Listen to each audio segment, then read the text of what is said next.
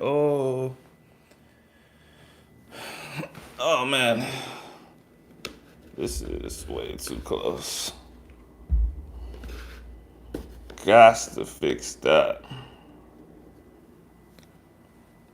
But now this is on the way. All right, now we talking. Just gotta sit back. That's all. Oh no. Oh no. Okay, that's better. God damn it. Turned off the light. Turned off the light. Hold up real fast. I broke my what you call it? The ring light. I accidentally snapped it, bro. Just pure strength. I don't even know how I did it. Just existed and the ring light broke. There we go. So until I log into my computer, I won't know who's on this chat. And I can't get my password right, so.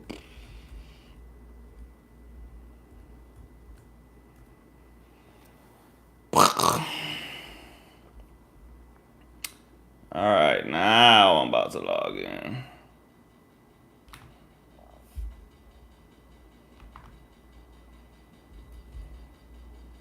And if you're wondering, that was not wine. It's sparkling grape juice. I'm drinking water tonight. Feel me.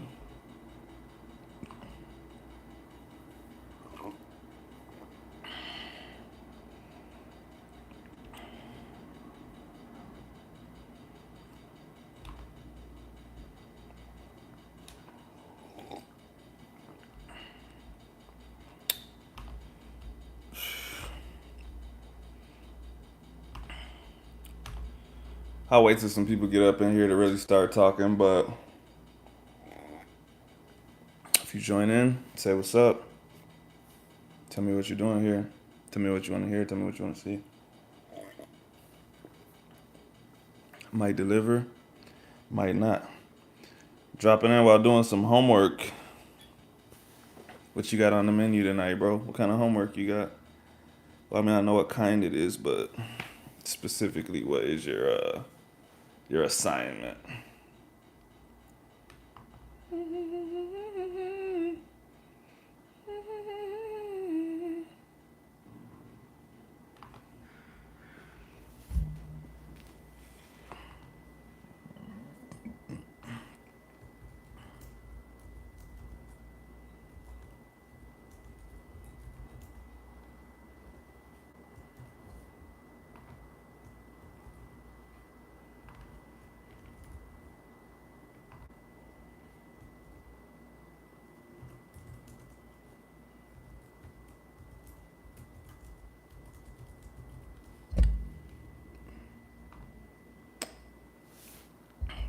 Breaking everything to just breaking stuff.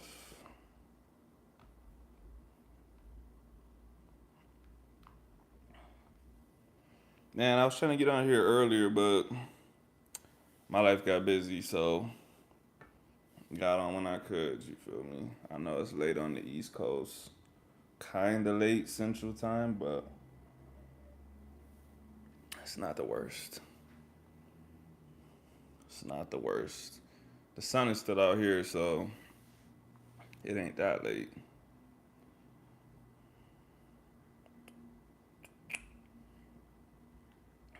All right, until people get on, I'm gonna start reading some news. Have to write a blog that ties to content in class. Man, writing a blog sounds boring, dog. That's not something that I wish on people.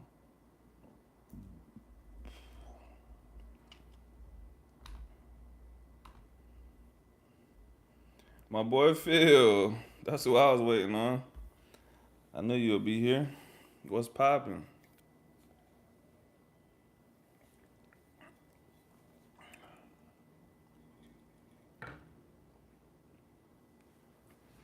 feel like I'm mad close to the camera.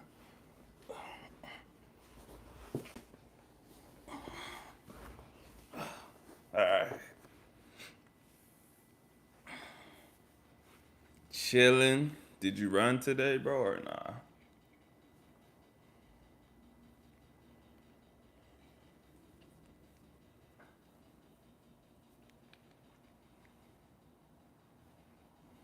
Ooh, the subtle cue that can reveal whether someone is a narcissist. Gotta read this one. Today was a rest day. That's not dope at all, but I respect it.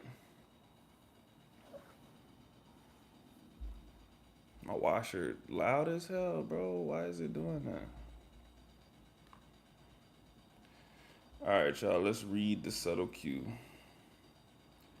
Blah blah blah. We already know about Greek mythology and where the word came from. Fighting for his life. I know. I feel like it's about to explode, bro. I might need to run out of here. All right, I'm waiting on this subtle cue, but they made the reading so long, bro.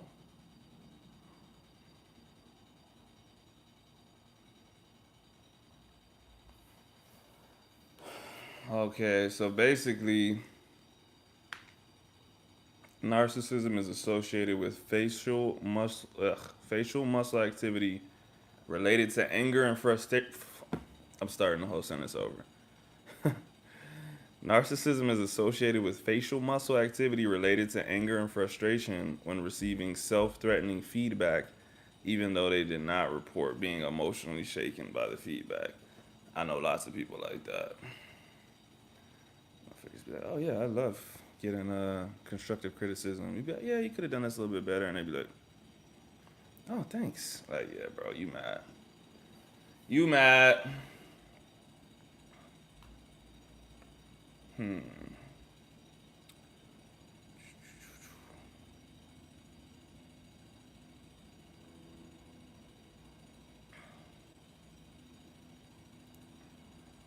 Huh. So getting into a negative emotional state. Hold on, I need to see what the self-threatening feedback is. Obviously, we know they seek admiration. They're prone to hostility when being criticized.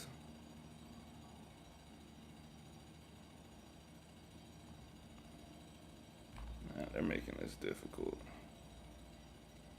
Just give me a simple answer, bro. Why are you doing this to me? I didn't get on here to do reading. Hmm.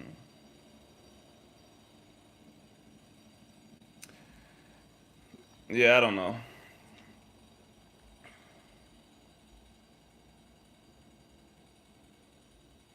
Refusing to admit that you're wrong. Yeah, that's every human in the world. So basically, you're a narcissist if you're listening to this right now. Just to let you know.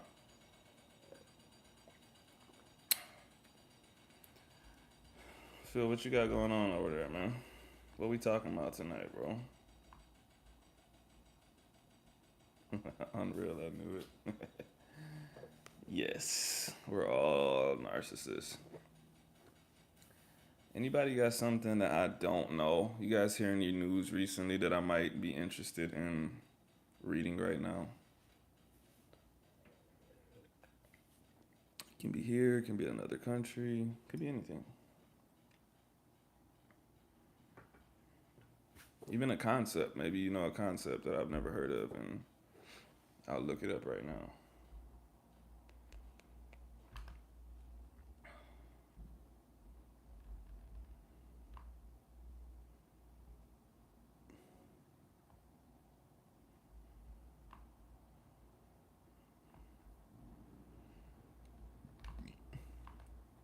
Yo, if y'all never read this short story called The Egg, y'all should read it. It's such a good short story that, like, if you click on the website, it's got the story translated from Arabic to Turkish, Portuguese, Vietnamese, Norwegian, Like every language you could think of, this short story is translated into those languages because it's that good, bro. Matter of fact, let me see if I can put it in the chat. I don't know if I can put links in the chat, but I read this short story when I was young, and I think about it all the time. Something that's like really never left me. I should read that in Spanish and see if it feels the same. But anyways, very, very short, very, very thought provoking. That's the word I'll use. You could literally read it in like all of 5 minutes, maybe. Not even 5 minutes. It's just long enough to tell a story, short enough to where you could like read it right before bed. You could read it while you were watching this video, and by the time you got done with it, I would still be on here. And I probably would be talking about the story still. Is cryptocurrency still a thing? Were you ever reeled in? What's your take? I was never reeled in the sense that like I believed that it was gonna make me rich, but I did make like no, hold on, let me not lie about the figure. Let me think. I put like almost one of my whole stimulus checks into what is that shit called? Dogecoin or whatever the fuck it's called. And then I made like $3,500, maybe 36. It was like triple my money. But like I actually pulled it out. Like I wasn't like, oh, this thing's going to the moon. I'm leaving my money in here. Like people literally were just telling me like, bro, if you put your money in here, like in the next like week or two, it's gonna go from, I don't know, it was at like 14 cents or something, and they were like, it's gonna shoot up to this, and it's gonna go to $1. What happened was it went to like 50 something cents maybe, and I almost pulled it out, and then it went up to like 70 something, and I didn't pull it out then either because they said it was gonna go to $1. Elon Musk was gonna go on Saturday Night Live or something like that. Bro, that shit never went to $1, and it started coming back down, and I was like, I'm about to pull it. All my people, like, they were like, no, it's gonna fall. It's gonna go back to $1. I was like, no, I'm scared. I took it out. That shit never went to $1, and it never got back up to that 70 whatever either. So I got lucky. If I would have lost that $1,000, I wouldn't have been like super mad, but I would have been like, actually yes, I would have. I'm lying. So like I said, I came away with it like 3K, but like I don't do cryptocurrency. That was like a one-time thing just because somebody told me like easy money. I couldn't pass it up. But like actually daily investing and stuff like that, like nah, my barber be sending me all these like videos like, bro, you need to get in on this coin. And I'm like, you go ahead, bro. Like when you get rich, I might believe it. But what everyone tells you is that like if you wait for everyone else to blah, blah, blah, it's going to be too late. And I'm just like, all right, well, good luck, guys. Congrats on getting rich in the future. It ain't going to be me because I ain't doing it. So I'm not going to say anyone's dumb for doing it, but I'm not doing it.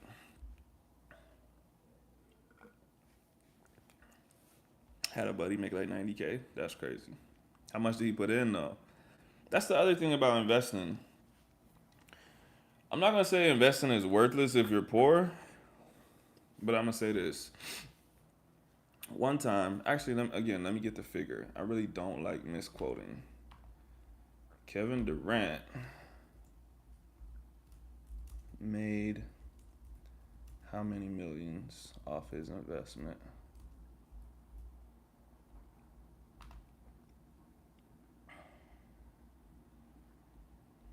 I put Kevin. I didn't put Durant. They gave me Kevin O'Leary, bro. I don't want Kevin O'Leary.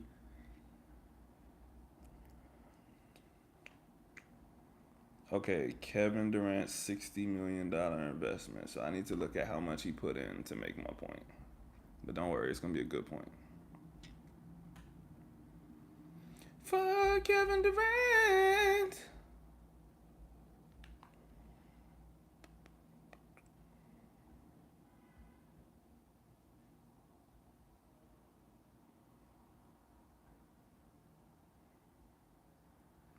Oh, this is not even what I was talking about. Damn, he be investing in a lot of stuff.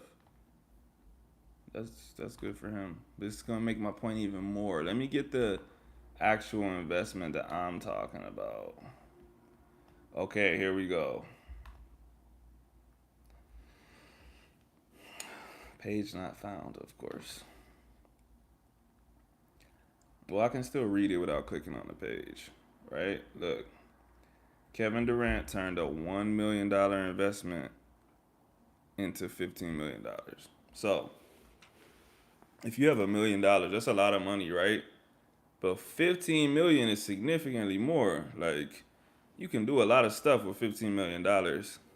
If I got $1 and I turn it into $15, it's like, congrats on buying a Snickers bar. Like, you know what I mean? So the more money you have, like the more you get out of it. So I just be like, bro, I am too poor to be investing in stuff like that. Now, you know what I'm saying? Like long term investments and stuff like that is different. But people like moving their money around and stuff. My barber, like I said, he'd be like, bro, I forex my money.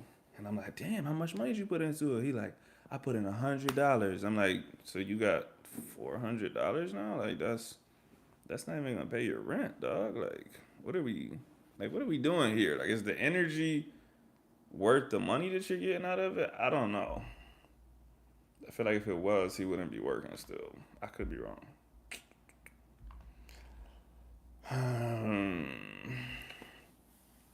What's poppin', gang? I took an L. I refuse to tap out.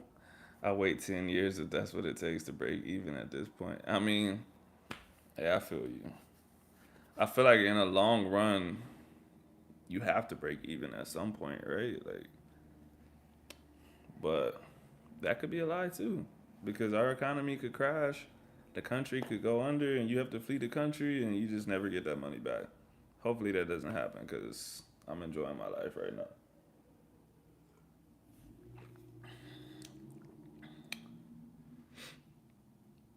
I'm listening to two live streams at once. What's the second live stream? What are you listening to? Is it in English? If it is he talking about the same thing as me? Is it even a he? Did you even hear all those questions because you're listening to two things at once?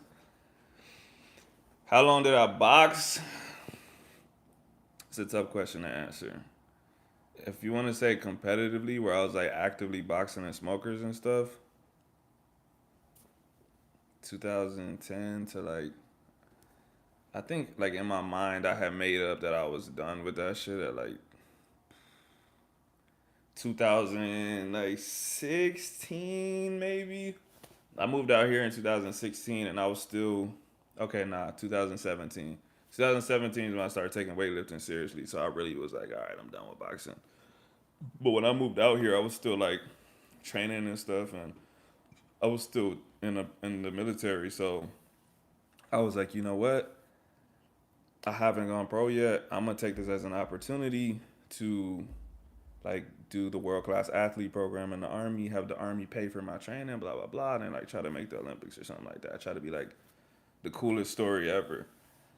But my heart just wasn't in it, bro. Like my heart just wasn't in it. My brother is a professional boxer. Like that's his thing. Like he gets beat up in sparring. He's like, bro, I had a good sparring today. I would get rocked up in sparring, bro, and I just be like, first of all, I'm thinking about going to this dude's house and fucking him up. Second of all, I'm like, I don't like this, bro. I'm good at it, but I don't like it. It's not something that I was like, oh man, I can see myself boxing for another 20 years or something. Like for me, it would have been a money game anyways. It would have been like, how much money could I get out of this sport while taking the least amount of damage? Not a great way to think when you're fighting people that are fighting for their kids and it's the only thing they got. They're trying to kill you and you're trying to think about how much money you can make, right? So I just wasn't in it, man. I just wasn't in it. I'm not completely over it. Like I did, so like I was saying earlier, I didn't go pro, right? And I did tell myself like I got to do at least one pro fight before I die, assuming I don't die like early or something. So I still train. I still like occasionally spar people if I think that they're like not dickheads, like if they're not gonna like try to hurt me or something. I still do tech sparring and stuff like that. So I'm still gonna do a professional fight. When? I don't know, but it's gonna happen. My brother has a professional fight in November. I might, I might fight on that card. We'll see. I have a friend that had 275K in AMC, but he held on. Now he got like 35. Yeah, bro, I would blow my brains out.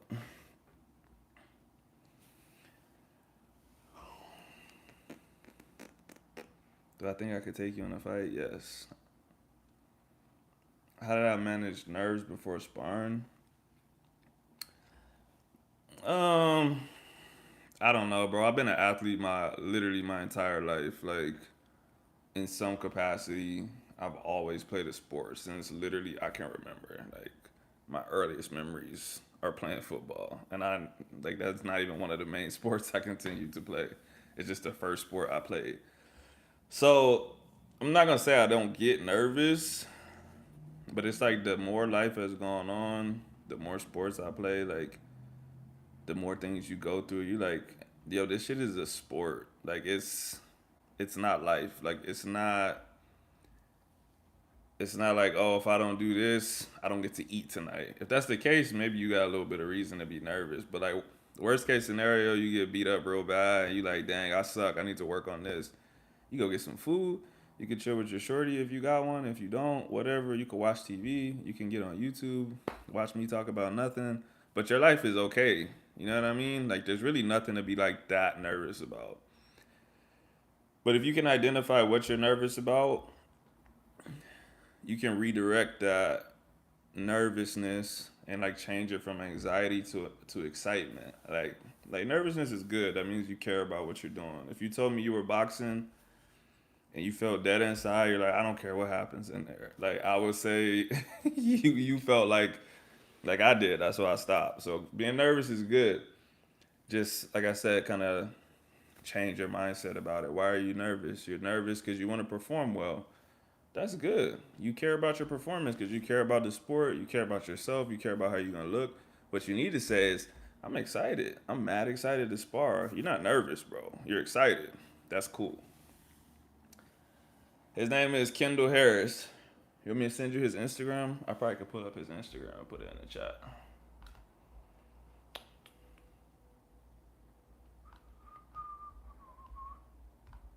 I don't know if you're on a phone. If you're on a phone, I guess you could go straight there. If not, you'll still have his Insta. Of course, bro. No problem, man. Like I said, man, it's good to be nervous. Just don't call it nerves. Let me see. I think I could put it in the chat.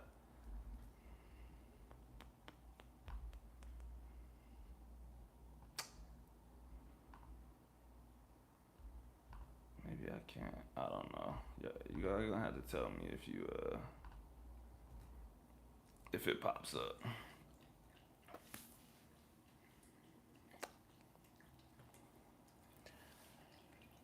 I seen your rap video the other day. It was better than I thought it would be. I mean, I would say thanks, but I don't really rap anymore, so I don't care. But I'm gonna say thank you anyway. So,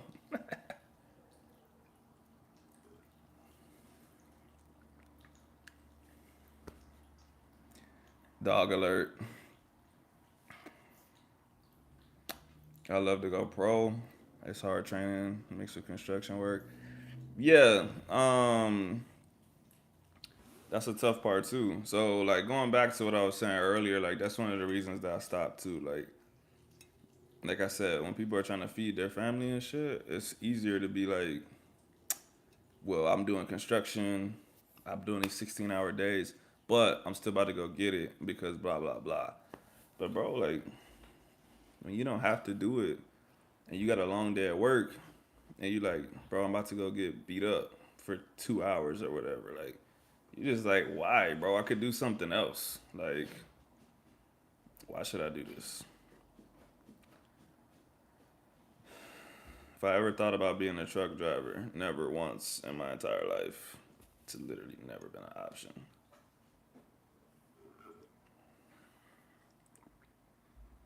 I don't have nothing against it. It's just not something I want to do. I knew this kid at the job who wanted to turn pro. Always looked like he was on the receiving end. Yeah, he had an impressive record. I'm building for diplomacy. Yeah, you gotta know yourself, man. Everybody's not a fighter, so like I said, you could even be good at fighting and you could still not be a fighter. You know what I mean? Like, there's people that want to fight. There's people that don't want to fight. There's people that get hit and they get excited. There's people that get hit and they're like, I don't want that to happen again.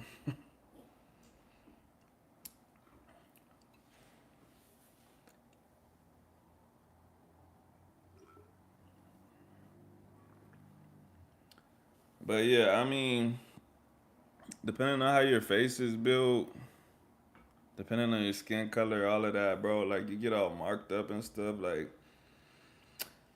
I got this. So like, I've never had a black eye.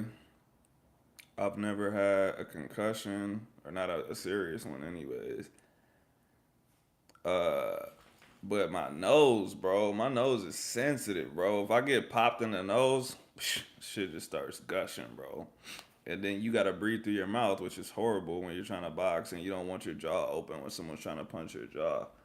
So everybody's got like their thing, you know what I mean? Some people they get cut real easy. I've never had any cuts, bro. Any sparring session, any real fight, none of that stuff, bro. I've never gotten a cut. There's people like the Diaz brothers that like they can't even touch their face. You slap them and they just start bleeding, you know. So there's always something like you said. He always looked like he was on the receiving end. He could have just had a sensitive face, bro. Some people don't have tough skin. Some people got weak joints, all kinds of stuff, bro.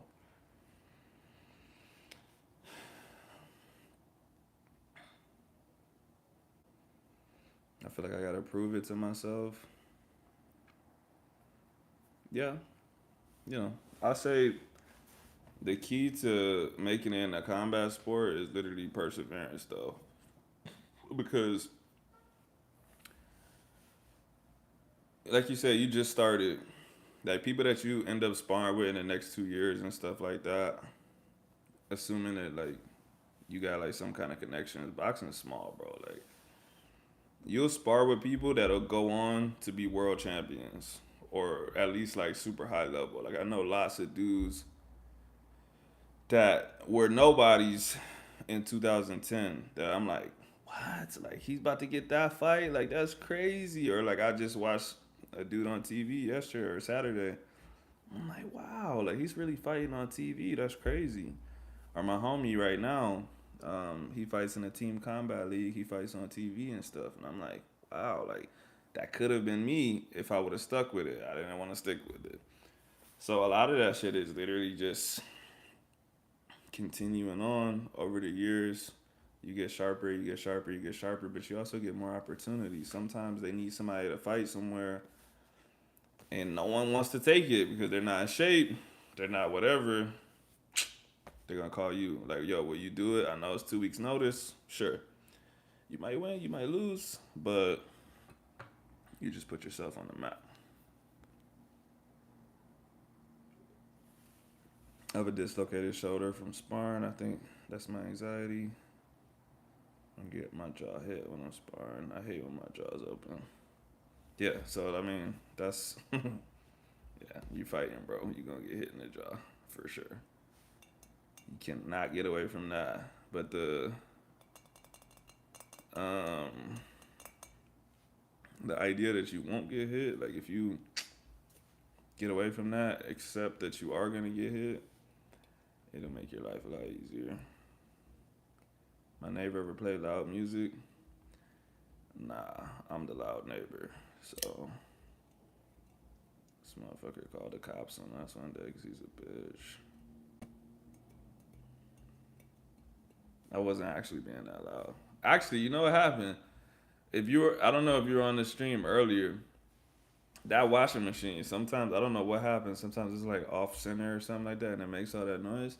Well, I was about to go to bed, And I'm like, oh shit, I need to wash my clothes for the morning. Put my shit in the washer. Bro, it's like 11 o'clock at night.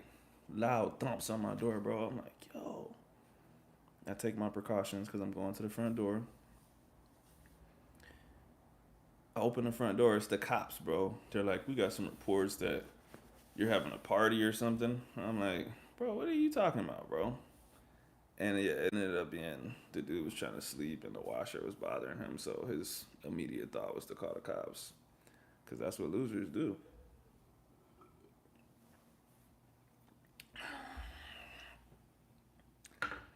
Um, when in the ring, is there a level of concern for the opponent or just straight up going for the win? Well, that would depend on the person. So, hmm, I'm trying to remember if I talked about this on here or if this was a real life conversation. But that factored into reasons that I stopped boxing because I cared about the people that I was fighting. Like I said, when people are fighting for their children and shit like that, they don't care about you, bro. Like you're never gonna be more important than their kid. If they kill you in the ring, it's like too bad. My kids just ate. I don't have kids. I don't have worries. So like a handful of people that I knocked out and stuff, or like that were on the way to being knocked out. Like I mean, I don't know if you might not know because you don't fight, but like when you land a real flush shot and you look at someone in the eyes, you could tell if they're scared. You could tell if they're ready. You could tell if they're not there no more. So a handful of times, you know what I'm saying, I hit people. I looked into their eyes and I'm like, this dude's unconscious. He's just standing up still. But like the fight's not over. They're still standing up. And so I'm thinking like if I hit this dude again, bro, he's gonna be like unconscious, like sleeping on the ground or like we're gonna have to go to the emergency room and like I'm kind of like hoping like, oh, I hope he takes a knee or something like that. I'm not really trying to fucking kill this dude in here. But you can't really think like that when you're fighting. Like you need to be thinking about killing the dude. So, like I said, it's not really something I want to continue doing. Yeah, party. Washing machine party. I started when I was 21, so I don't know if I'm late to the party. I'm gonna see where I go with it. I mean it's a little late, but what can you do, bro? All you can do is just keep going. See what happens.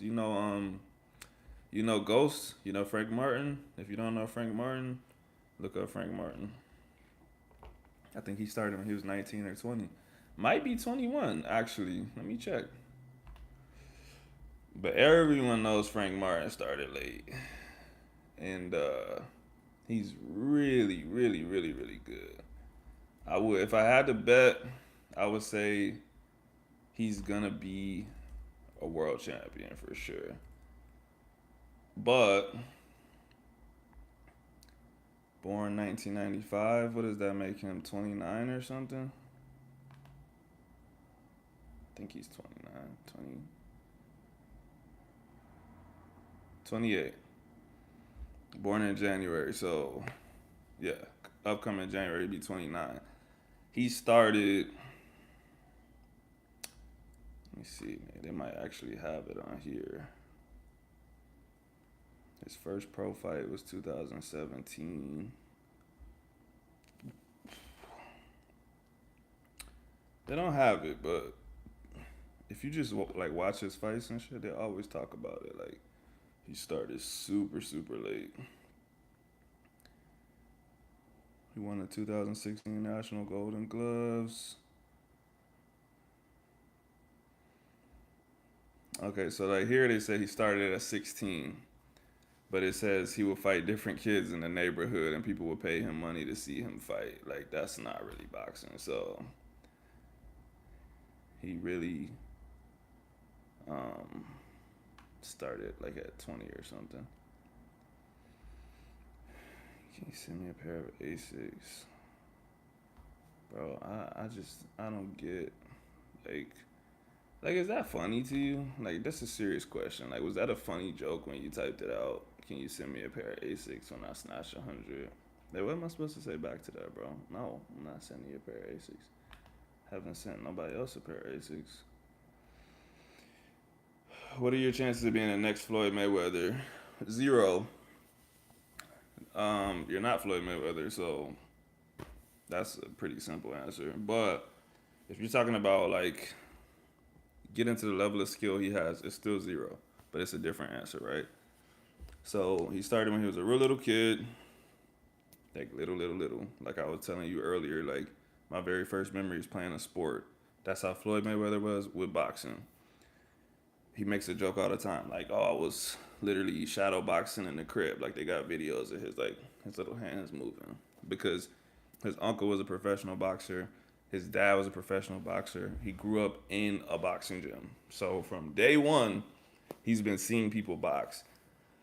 So when you think about something like that, and you getting trained by professional boxers, like that's his whole life. Like he literally has 41 years of information that he's just been watching. Imagine watching something for 41 years. Like you're gonna know the ins and outs of it. That's why he knows what punches people are gonna throw before they throw him. He's been watching and doing it since he was a real little kid. You're an adult. You ain't gonna get there. So what happened with my Olympic lifting? Nothing happened. I still do it. I'm still competing. Jack Dempsey started mad late too. Yeah. Um, I don't remember when Jack Dempsey started, but his was also a while ago. I think the game changed, man. So I don't got like I don't have nothing against old boxers, but like their level of competition wasn't as high as it is now. Like they it was different. They were good. Don't get me wrong. That's why like boxers now study those dudes. But what was the program I attended for training? What does that mean?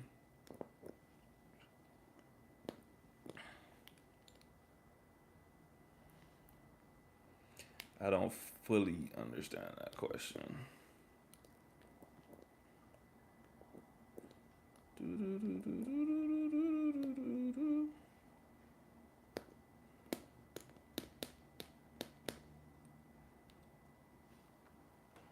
I'll wait for JR. Am I interested in learning martial arts? What does that mean? Martial arts is a broad concept. I know martial arts already. Are you asking me, do I want to learn more martial arts? Or are you thinking of a specific martial art in your head, but you don't know the name of it?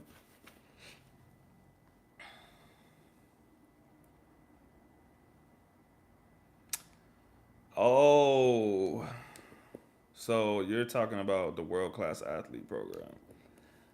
I didn't go. That was the whole thing. That's what I was gonna do. Like that was my plan in my head if I was gonna continue boxing. Like before I just like decided to shut it off, I was like, the world class athlete program would be cool because the army pays you your exact same salary that you're already getting, but all you do is do X sport for them full time. So that's what my brother did. He did WCAP. And so no, I didn't do it. Because here's the thing. When you do that, you have to sign uh what is the word? An extension. So I was already about to get out. And I was like, oh, man, if I try to get accepted into this, they're gonna ask me to do 5 more years or something like that, which I didn't want to do. How you get into it? Um, One way is connections. The other way is connections and talent. But they have like on the website if you're in the military. Like, I mean, I could send it to you. I don't know. I'm pretty sure you're not doing it, but it's just they have standards that they want. Like, have at least fought in this, have at least this many fights, willing to do this, blah blah blah, and you just apply, send videos, send whatever, try to get in contact with somebody because ultimately the person that runs that program says yes or no. So They like you. They might let you on. No, I don't plan on transitioning to powerlifting. I've said that 1,000 times. Powerlifting sucks. In my opinion, nothing about it is appealing or fun to me, and I can't see a reason that I would ever want to compete in powerlifting unless someone that was very rich says, "Yo, I will literally pay you to compete in powerlifting full time," and I was like, "All right, you got me." What got me into Olympic lifting? To be honest, I don't know if Phil's still in the chat, but Phil got me into Olympic weightlifting technically. Technically. Because Phil's been doing that shit forever. Hey, he's still here.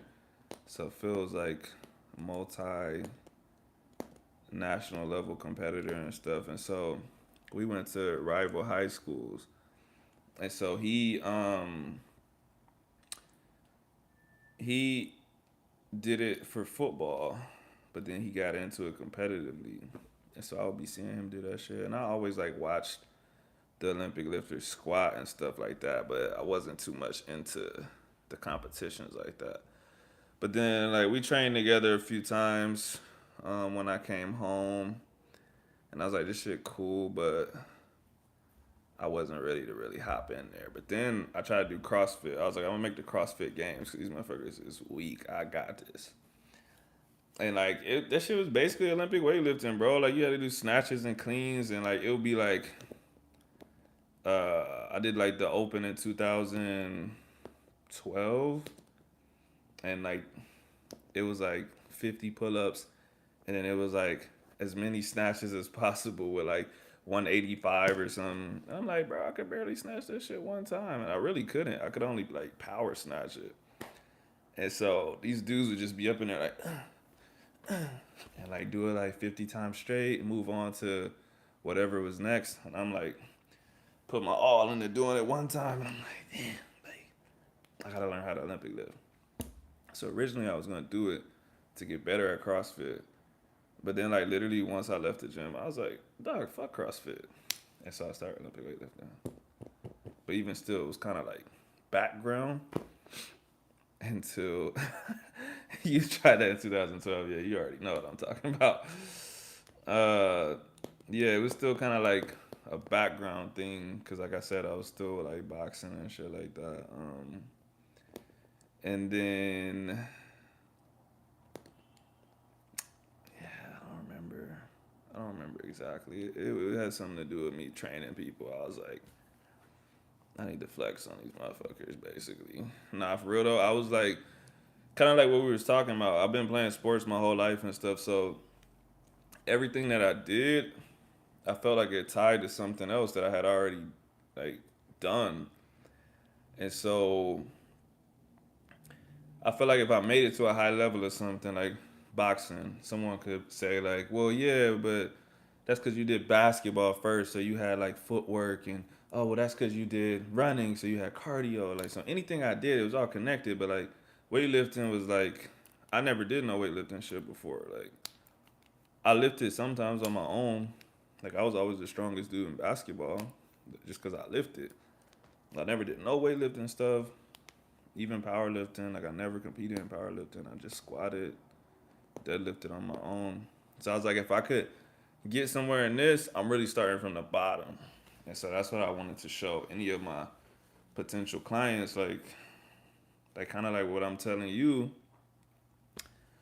Um, if you start in something and you keep doing it, and you're like intentionally trying to get better, being real deliberate about getting better, researching the thing that you're doing, like really putting your mind into it, you can take it to a high level. Why does powerlifting suck? It's just boring.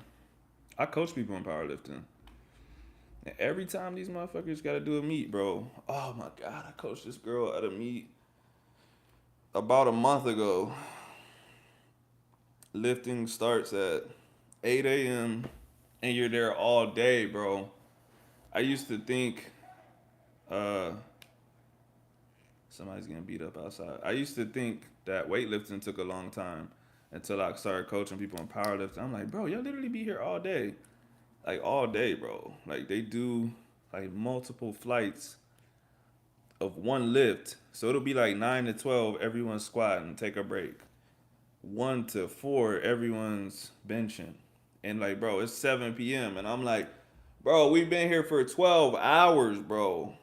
Like, I really hate when I have to go coach people in powerlifting. Like, not really, because I'm happy to support them, but the meet itself, bro, I'm like, oh my god. Weightlifting in 2 hours, max. Did it help my boxing, weightlifting? Uh, yeah, but that's because like I always like I've never stopped doing cardio in my life. Like whether it's because I was in the army and I had to run, or because I was boxing, so I was using weightlifting and any kind of exercises like that to generate more power. So yeah, it helped for sure. Weightlifting should really be called powerlifting. Yeah, could be. No, we're not googling that, bro. Who is this? Why would you type that into the chat, bro? Hey, Quinn. What's up, bro? ¿Qué haces, boludo? Pelotudo. I need to come up with some new words, right? I say that every time. I need to think. Give me some more words, bro. Dame unas palabras. It's so boring. Yes, it is. Do I do online coaching and programs? Yes, I do. If I have space. Um, it just kind of depends on the time of year. I really don't like handling more than 20 people because, like, it's tough, man. Especially like if everyone's like being super active with their communication. Like, I don't want to have to put like restrictions.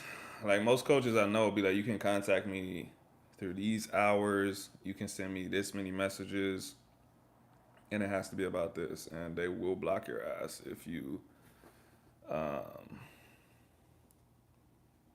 if you break those rules. But you know what I'm saying. I try to be nice. I try to like I give my clients like full access. Like, bro, if I'm awake, you can send me a message.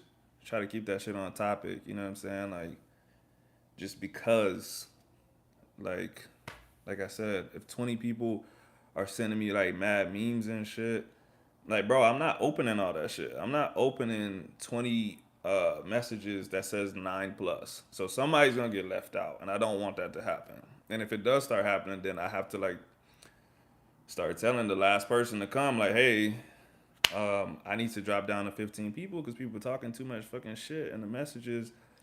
I can't handle it right now with my job and stuff, so I gotta put you on pause for a month or something like that. You know what I'm saying? Like, I wouldn't like pause it in the middle of their shit after they paid me, but I will tell them like, yo, I know you was planning to do this next month or whatever, but I can't do it.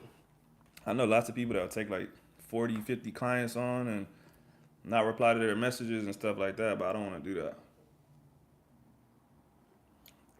Why did I stop rapping? I don't know, man. I didn't have nothing to talk about. Maybe I'll return if you be my ghostwriter. Top 3 books of all time. Too tough a question to answer. You'll have to get more specific about the genre and time period and stuff like that. Recate. Oh, no. Rescatate. ¿Qué es eso? I'm trying to think of what that is in Argentinian slang. I know what it is. Hey, Charlie, what's poppin', bro?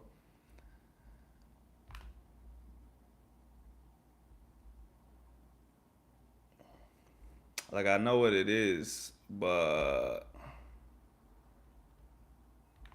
I don't know what it is. I don't know what it is. Oh, I need to update the chat. I think I missed a lot.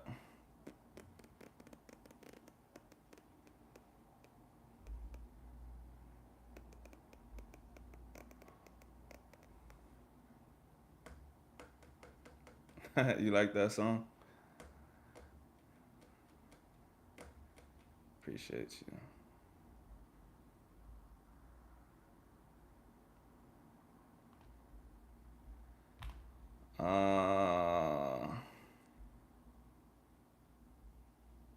Cara de Papa.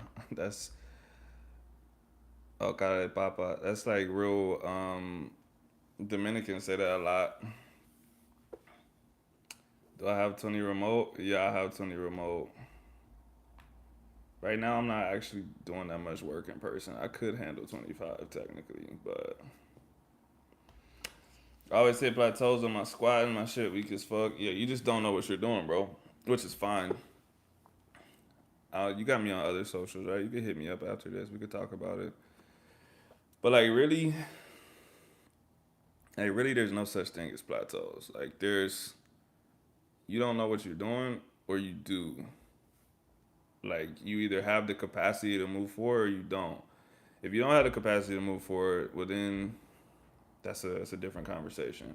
If you have the capacity to move forward and you're not moving forward, either you're looking at moving forward the wrong way, or you just, like I said, you just don't know what you're doing and you need some help. But if you knew what you were doing, in reality, like, you could never really hit a plateau unless you're like 80 years old, like I said, but then you wouldn't have the capacity.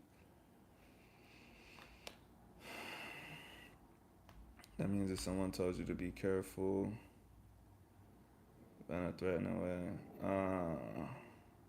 Mm.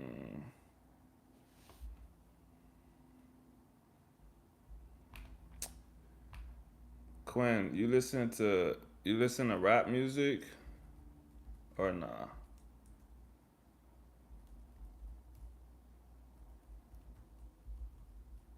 And I mean like Watcho. I don't know Watcho.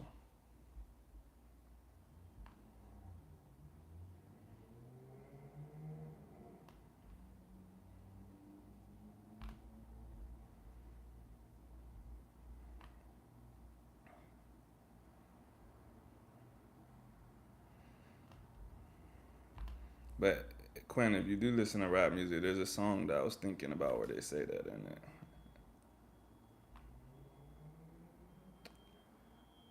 Yeah, rap or trap, rap trap.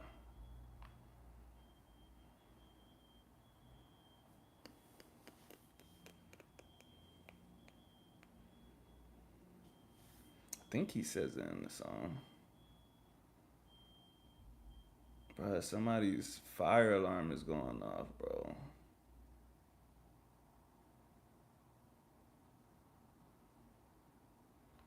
Nah, actually, he doesn't say that in the song. I'm tripping. Or maybe he does. Maybe he says it in a different way.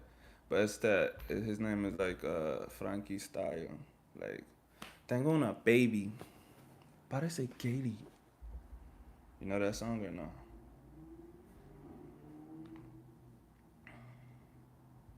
No, we're not talking about Eminem, bro.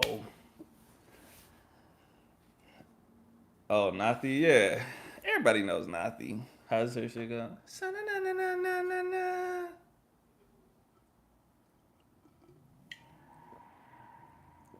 You're actually trying to start working out now. I wanted to send a thank you because you've really been motivating me. Hey, happy to hear that, bro. Like I said, man. Like I said when we talked on our, like I said when we talked on our video, man. Like I said, that consistency, not doing too much on any given day because you gotta think long term. So that's the mistake too many people make. They got no long term vision. They're like, oh, I'm gonna go crazy today because I feel good and blah blah blah. But it's like, but what about tomorrow and next week and the effective fatigue accumulating? Like anyone could feel good on one day, but you got a whole year ahead of you. Yeah, my street is loud, especially today.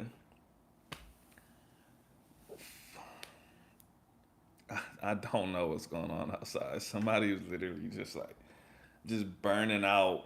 It's just going back and forth too. That's why I looked outside. I'm like, are they running from somebody or are they just doing that just to do it? I could close the window. I just don't feel like getting up to be honest. So if they don't make any more noise, I'm not gonna close the window. If they make more noise, I'll get up and close it.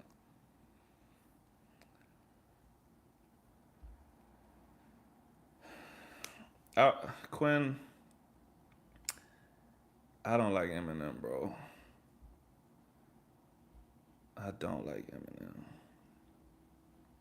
Every live stream you've heard motorcycles and gunshots, bro. You heard gunshots one time. Out of like the 50 times I've streamed, there's been one live stream with gunshots, and you gonna put that on me, bro? Like I just be having gunshots in all my live streams, bro. I just got unlucky, bro. There, there just be loud motorcycles, though. I'll give you that. I can't help it, man. Welcome to America. See, if y'all donate money to me, I'll get out of the hood, bro. Go to my PayPal, send me enough money, I'll go move somewhere else. My live streams will be crystal clear, and I'll be like, wow, it's so peaceful. Thanks, guys.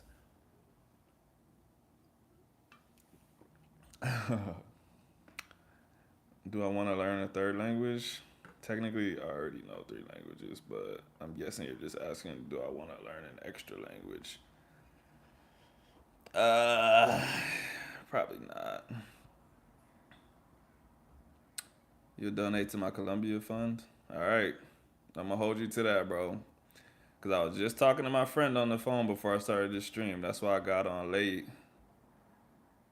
And so we were talking about places for me to live there.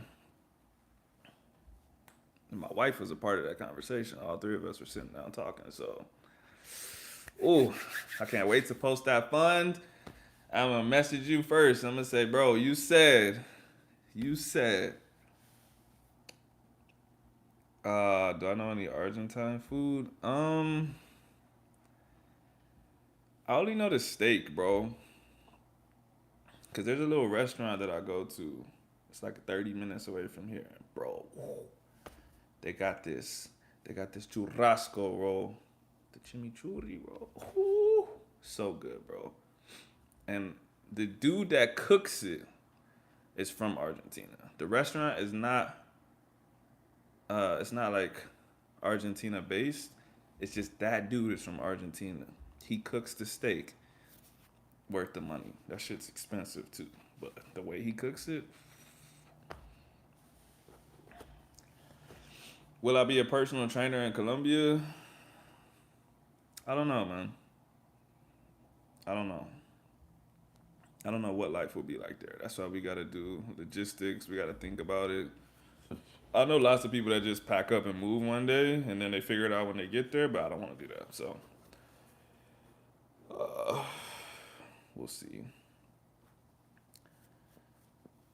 If you're from London, which part do you think you'd be from? I don't know. I don't. That doesn't. That doesn't mean anything to me. I'm not from there.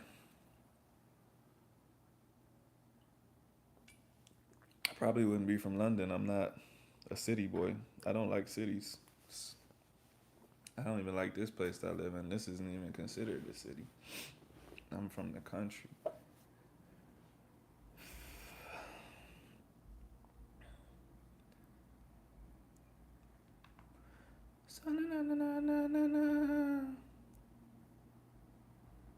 All right, Quinn, tell me some more, bro. Oh, you know what I need to ask you, Quinn? This is a word that I've heard so many times on the show. What is sarpar, bro? What is that? All right, good night, Charlie. Take it easy, bro. What is sarpar in Argentina? That's what I want to know.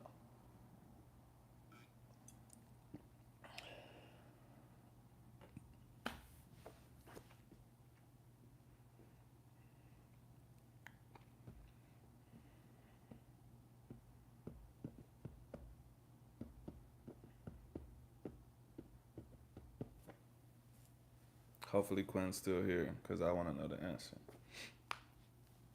What fitness channels do I watch? Um, I don't really watch fitness stuff, bro. Like, fitness content on the internet kind of sucks, to be 100%.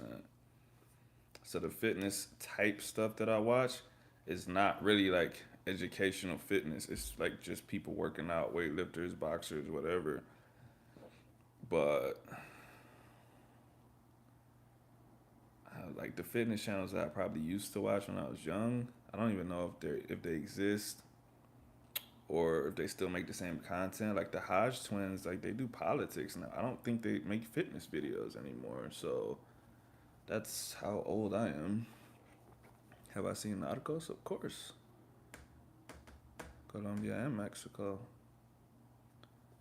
South London is the gun area. North London is the knife and music area. East London stinks. And West London is like the fruity area.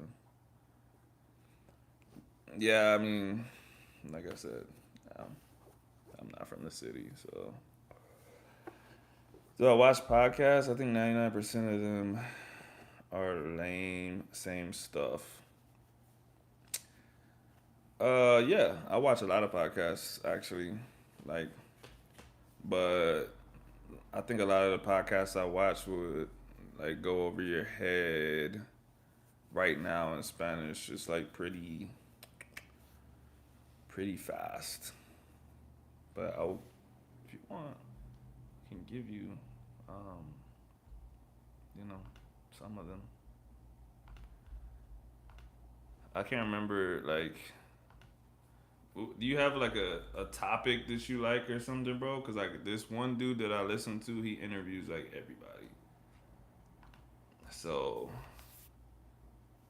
if you like acting, if you like movies or something like that, if you like basketball, like he literally interviews everybody, bro.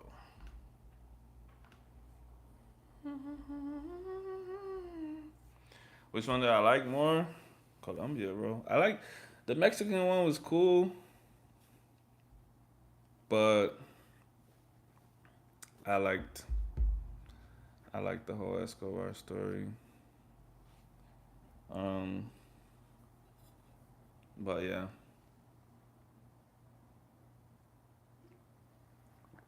I think also the Mexican one was like a different style, and it's like doing a sequel. Like sequels are almost like it's tough to match the energy of something that you first saw because like that's your idea of it. So if the theme and everything changes, the accents change. I'm like, yeah, this is cool, but I was really feeling the I was really feeling the Columbia one. You know what I'm saying? Joe Rogan is boring in my opinion. Yeah, I don't know. I don't listen to him, so no idea who Chris Jones is. Yeah, I mean I know who Elliot is. I don't think I would consider Omar OG. He's somewhat new, but I'm pretty sure you're younger than me, so maybe that's OG to you.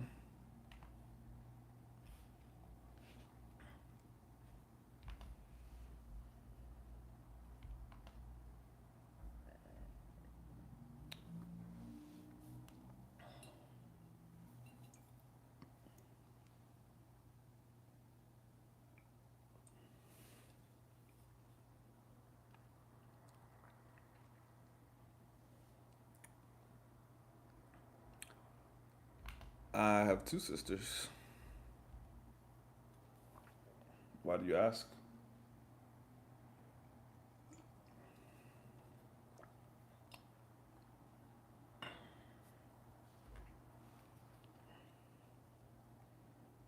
Yo, Quinn really dipped out the chat when I needed answers. That's crazy. Quinn, how you gonna do me like that, bro?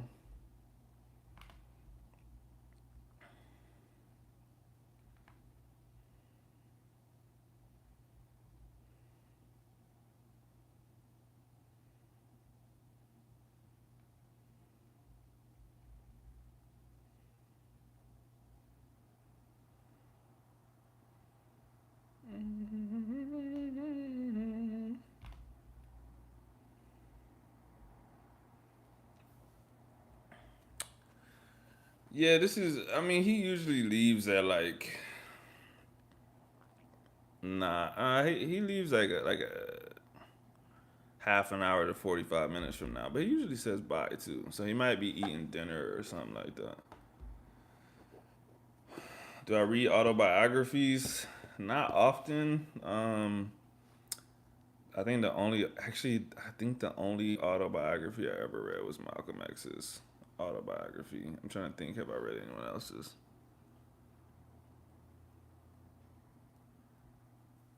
No,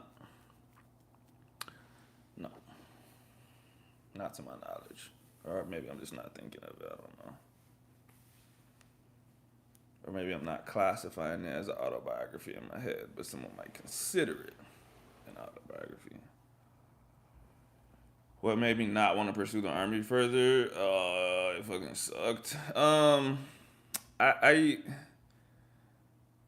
I really don't like the idea of being forced to do something or not having another option. You know, my job right now, if I don't like it, yeah, if I could quit and I won't have money, but I could quit and I could go do something else. I could find something. Like the idea that like I signed this paper and for 8 years, like I have to do whatever you tell me to do.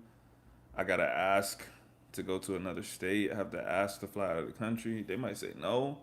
I was military intelligence, so a lot of times they'll be like, "Yeah, no, bro, like you're not going there." And I'm like, "Damn, like, all right." It's fucking grown man telling me I can't go somewhere like I'm a little kid, and I get it. Like, I'm an asset, so I can't just be like pulling up to China or something like that. But it still sucks. Like, I like that I'm flying on Wednesday, bro, and like I don't have to tell anybody, dog. I'm just getting on a plane. I'm about to walk out my front door and be like, yeah, yeah, I'm leaving. And I don't have to tell anybody about it. I couldn't do that for 8 years, bro. So, stuff like that, just, um, like I said, in the same vein, like another grown man telling you to do something and you just have to say yes, sir. Like there's no discussion. You know what I mean? Like I said, if I don't have a boss right now, but if I had a boss and he tells me to do something, I'm like, I don't really think that's the best course of action. Like I feel like blah blah blah. Like we could actually argue about it, even have a heated discussion. In the military, oh okay, you want to raise your voice? That'll be coming out of your paycheck. Article 15, loss of pay, extra duty. Now you stand up late at night cleaning toilets and shit just because you didn't agree with something that someone told you. I'll give you an example. I'm a I'm a rule follower for the most part. I was in San Angelo, Texas, doing some training, and you guys aren't gonna know these ranks, but just know the most important person on that base that makes the rules, that makes a rule book, put in a rule book that if you had on the physical training uniform, you could have on long sleeves and shorts, but you could have on short sleeves and long pants, but you couldn't have on long sleeves and shorts. That's how I like to dress anyway. If you watch my training videos and stuff, I like to put on sweatpants and a t-shirt. It's super comfortable to me. That's how I like to do stuff. I was walking, and he was like, "Hey, soldier, why do you have on a t-shirt and sweatpants? Well, you know you need to have on the full sweat top, sweatpants." And I'm like, "Oh, like the manual AR-670 says right here." I had to go to my room to go get it, like, because originally I was like, "Oh, it says we could do that." And he said, "Oh, really? How about you show me that?" And I'm like, "Okay." Went to my room, walked all the way back. Yeah, right here it says you could wear the short sleeves and the long bottoms. And he was like, "Okay," and he just walked away. Bro, the next day, 5 in the morning, we're having a formation. Oh yeah, by the way, there's gonna be a change on post. They've amended the rule book, and you can't wear a t-shirt and sweatpants. Don't know where that came from, but like It's urgent. They said don't do it again. This was like they put that out to the whole base, bro. Like that's how mad he was that he was wrong, bro. He was like, I'm changing that shit today, bro. And everyone's like, man, why they change that shit, bro? I like the blah blah. I'm like, I know why. He was pissed that he was wrong, but whatever. But he can do that because he's in power. So stuff like that, I didn't really like, bro. Even the fact that somebody could tell me how to dress. Like this wasn't. We weren't doing something, bro. We weren't at an event. I was walking to the gym. Like imagine, imagine you're walking to the gym, bro, and your boss from work just pulls up next to you, like, "Yo, I don't like the way you're dressed. Go back and change." Like, bro, what? That's crazy to think about. I mean, in the army, that's normal, but if you think about that as a civilian, like your boss having control over you after your day is over, and just being like, "I don't like that, bro. Go change your clothes." That's crazy. Oh, I just saw Where Are You Going? I'm going to North Carolina. Would I recommend the military to younger people?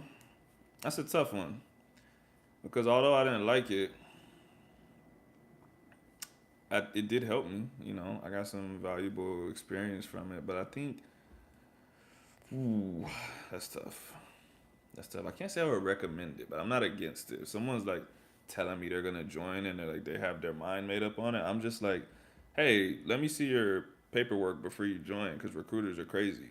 But I don't like actively try to deter people. I'm just like, hey man, you'll find out yourself. I recommend you sign the shortest contract possible. But what people don't know is that no matter what contract you sign, you're signing up for 8 years.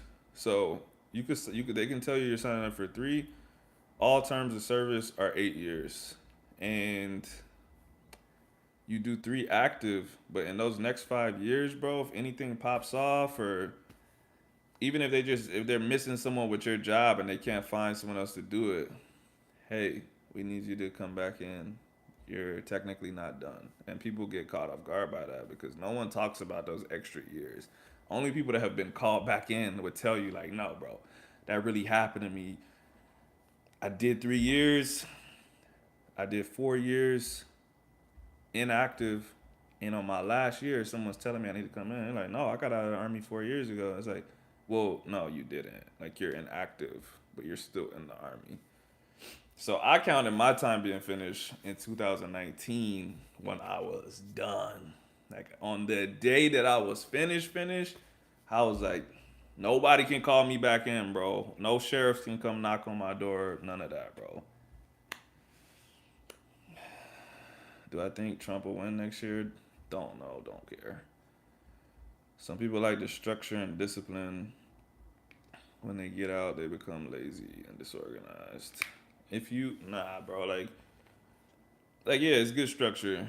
Like your life is real regimented, but if you get out and you're lazy and disorganized, like you were lazy and disorganized when you were in, you were just being forced to do this stuff. You know what I'm saying? So like if you actually develop the skills, then you would not be that when you got out. Like you telling me for 8 years your whole life was regimented and you get out and you're just lazy? Like, nah, you were lazy then too. Lots of people in the army are lazy. Would I join again if I was 18? Uh, maybe, but I probably wouldn't fall for all the same traps that I fell for. Like I fell for some crazy stuff that made sense at the time, but like looking back, I'm like, it's a good trap. It's a good trap. Like whenever you're about to get out, their retention officers always have like deals to make with you, and they're good deals, bro. At the time, so like, yeah, like dude's like, hey, just switch over, do 3 more years in the reserves, $50,000. Take 25 right now. Um, a quarter of it in 2 years, a quarter of it in 4 years after that. All I'm thinking about is like I'm about to get 25K, bro. 25K, bro. I'm like 21, 22 years old. You about to put 25K in my bank account, bro. Okay. 3 years. I only gotta show up once a month. Sit for reserves. I can do that. But then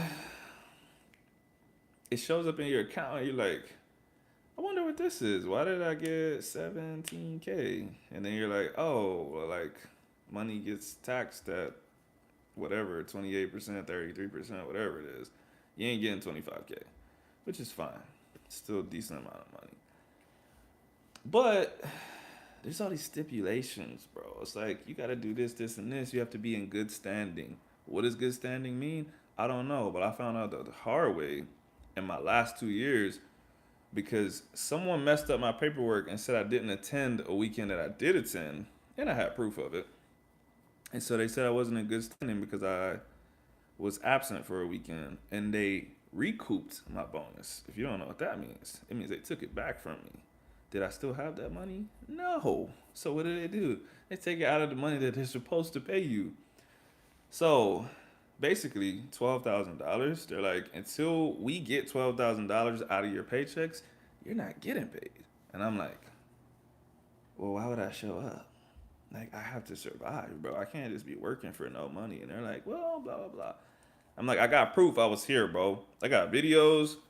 I got witnesses. And they're like, we're going to get this fixed. They never got it fixed, bro. And they had the nerve to try to get me to sign again on my last day. And I'm like, y'all still haven't paid me my money back that y'all lied about. Why would I re-sign up? And they're like, well, we're going to get you that money and we're going to get you more. Bro, you're crazy. That's the end of that story. Yes, they took the money back. They took the money back that I didn't have, bro. That's the thing. Uh,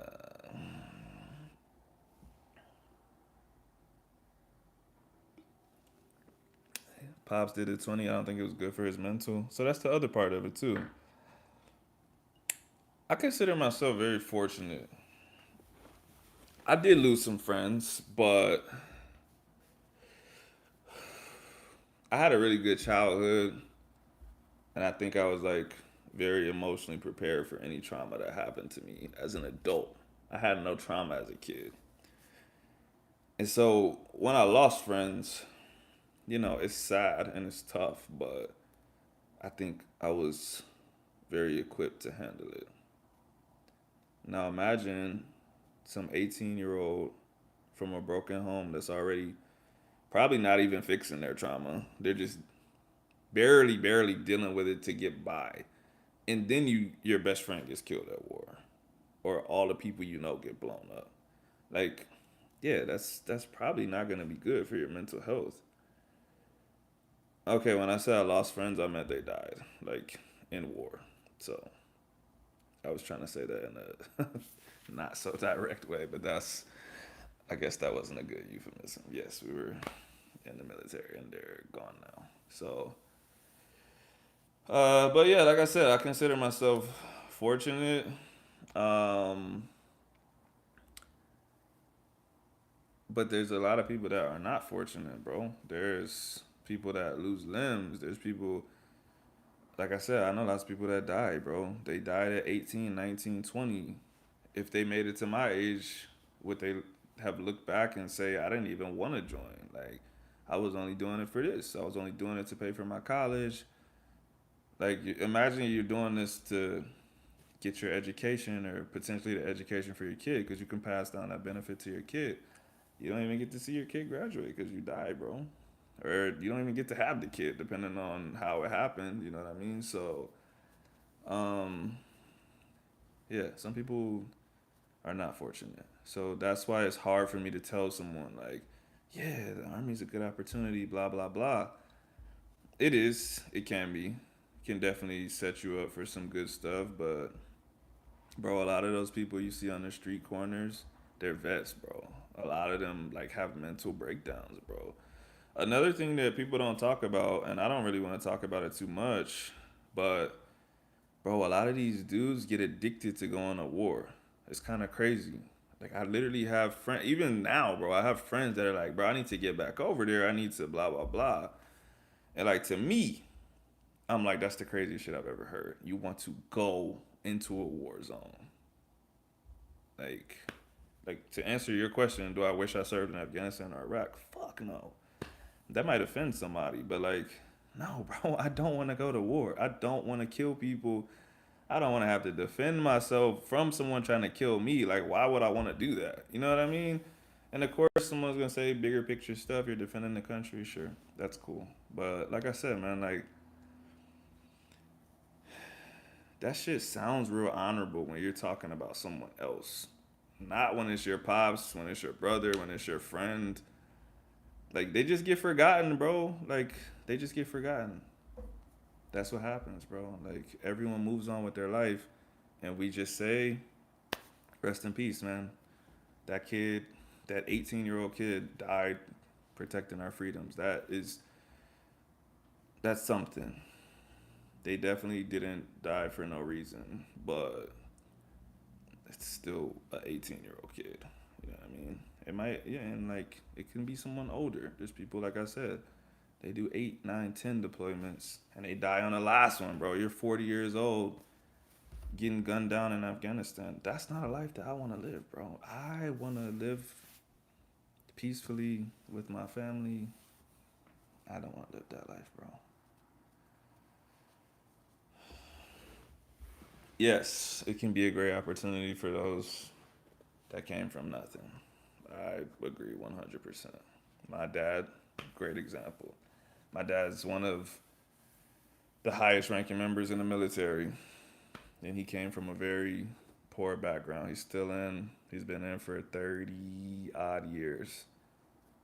You guys probably have seen him on TikTok, and maybe you didn't know it was my dad. So he's like semi famous. Oh no, you're good. Like I said, I was very well equipped for any trauma that I experienced, and like if I didn't want to talk about something, I would straight up just swerve it. So it's not like it doesn't hurt me like that. It's like I've already dealt with any trauma that I went through. So, um, but yeah, it is crazy. It is crazy. Like I said, man, people get addicted to going to war. People get there's also like a sense of hopelessness because if you can imagine, especially in America, me and my wife were talking about this last night. When you have a conversation with someone, this is why I don't like talking to people. I'm not even joking. Oh, nice to meet you. What do you do for a living? Like that's your identity, bro. What do you do for a living? Where'd you go to school at? Those are like the first questions people ask you, bro. People are not meeting people and saying like, "Hey, what do you like to do in your free time?" Like a big part of your identity is like your social status. What do you do? Where'd you go to school at? Should you be talking to me right now? You're a fucking janitor with no education? Oh, okay. Nice to meet you. That's kind of how people treat you here. So these dudes get highly specialized in, stuff that is important. Like they can operate high tech machinery, even if it's only a rifle. Let's just like these dudes know how to shoot stuff. They know how to operate weapons. They know how to make battle plans. They know how to navigate without satellites. All kinds of skills.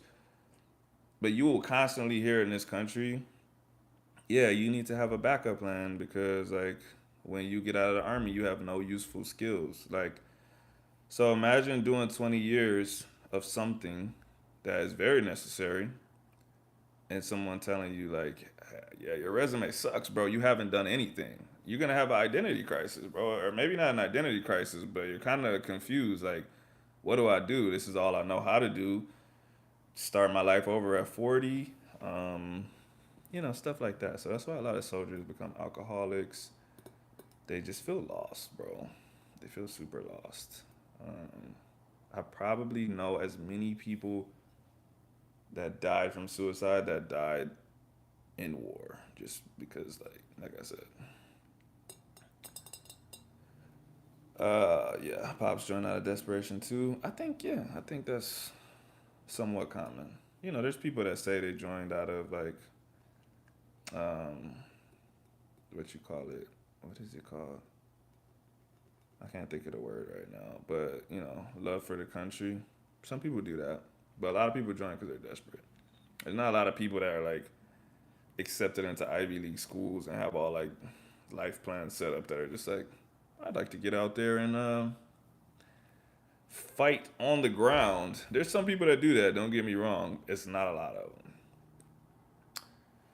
Was my father a big influence on me joining? Yes and no. I actually like promised myself that I was never gonna join because of my dad. My dad was a super, super, super good dad. But like when he was deployed, bro, like if your parent wasn't in the military, you might not know this, but like when the war really popped off, 9/11 and all that stuff, bro, deployments were 15 months long. Imagine not seeing your dad for 15 months, bro. And that's not like a deadbeat. It's like he's doing something to to to to help your family and the country, but it's like, damn, bro, 15 months. I mean, they would come back for like R&R or whatever, like 6 to 8 months in. But yeah, that's a long time, bro. So I was like I said, I'm a well-adjusted person, but I didn't want to take the chance of having a kid and missing a whole year of their life. What if something like some kind of trauma happens to them and I'm like in Afghanistan, bro? You can't even come back and help your kid. You might not be able to talk to him. Like a lot of times I'll be on the phone with my dad, mortars, they just cut the lines, bro. And you don't find out if people died until like days later. They do confirmations and then they have to have someone official tell the family. So imagine your phone line gets cut off and you're like, I wonder if they just had to turn the phone off or if my dad just got blown up. You know what I'm saying? I'm like, my dad went to war when I was, the first time I think I was 13, 12 or 13. So I was old enough to know what was going on. Like my little sister was kind of old enough, but like your dad's a superhero. Like he's gonna come back. Don't worry. But I was 13, going into high school, and I was like, bro, you see like the numbers every day. You're like, is my dad gonna make it back home, bro? Like, it's a lot of people dying over there. So I actually said I was never gonna join, and then I got a scholarship to the United States Military Academy, and they were giving me a full ride. And to be honest, like I was 18 years old, and it was a $500,000 scholarship. And like literally, I just wanted to flex on people. Like even at graduation, they were like Jalen Shabazz with a $500,000 scholarship, and the whole crowd was like, "Wow, wow!" And I was like, "Hell yeah, hell yeah!" But like I said, who cares, bro? Like that shit's cool to flex for like 5 seconds. But like I said, that ties into like I wanted to feel like important at that time because I was 18. And so I know people ask you what school did you go to? And that's one of the selling points. It's like one of the most prestigious schools in the country. It's like Harvard, Yale, West Point. And so that's why I did it. People associate your value to your professional career as opposed to your soul values and traits you have intrinsic and built on. Yeah. How was West Point? It was like prison, except you could walk out occasionally, kinda. There's a lot of stuff you have to do in the first year that you're there that furthers your hate for the military. You can never open your hands. It's called cupping, and like you're called a plebe your first year there. You can never open your hands when you're outside your room. So you have to walk with your hands cupped. You have to walk along the wall. You're not allowed to talk outside of your room ever. No, I do not watch the Army Navy games. I did when I was there because they forced you to go. So, but that's the other thing too. You have to stand up the whole game. That shit used to piss me off, bro. It's a long time to stand up to watch these motherfuckers lose, bro.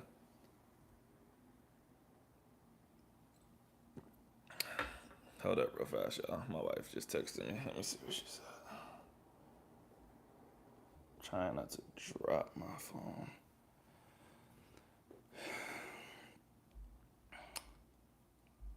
Why'd you have to close your fist and not talk out your room? Because it's a military academy. Like there's just it's not called hazing, but it's basically something to break you down, bro. What they say is It's something to instill discipline, but it's really like a power flex. It's like, hey, you're nothing, bro. It's like I just told you about everything else in the army. Have a good night, man. Um, it's it's you have to do this. Everyone before you had to do this. Like you're just the same as everyone else. Whatever individualism you thought you had, you're not that. You have to shave your head just like everyone else. You can't have any facial hair just like everyone else. You're wearing the same clothes as them. You're not allowed to talk outside your room. You can't open your hands. You got to walk along the walls. The other thing too this is the thing that pissed me off the most. There's obviously 4 years of people there. Freshmen are plebes. Everyone else that's not a plebe, you got your rank on your little lapels right here. You have to greet every single upperclassman you walk by. Literally every single one. And so you have to call them by their rank, corporal, sergeant, or sir or ma'am. And so imagine there's 4,000 kids, 3,000 of them are upperclassmen. You're trying to walk to class, and you're literally walking past thousands of people, and it's like, there's a greeting of the day, which makes it even worse. In the morning, you got to get on your computer and see what the greeting of the day is. Let's say the greeting of the day is beat Navy. Every single person you walk past, bro, beat Navy, man, beat Navy, man, beat Navy, sir, beat Navy, sergeant, beat Navy, corporal. You just got to keep doing that like your whole way to class, bro. You miss one person, they're grabbing you like, oh, so I didn't earn a greeting. Oh, I did these 3 years here. I spent all this time. I had to do the exact same thing as you, but you don't want to greet me. And it's like, bro, I'm just trying to get to class, bro. I don't care about any of this shit. You about to make me go jump off the building. Are you mixed with women? Yes, you are mixed with women.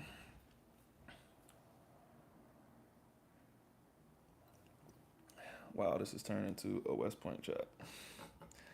Yeah, it is trash, bro. Super trash. So I yeah. But the good thing that I will say is like if I didn't go to West Point, I would have never taken boxing seriously because every single person that goes to West Point, it's mandatory that you take a semester of boxing. We have to beat the shit out of each other for a semester because with good reason, they say you can't lead troops if you're like scared of danger. Like you need to get punched in the face. You need to like you were talking about nervousness and sparring earlier.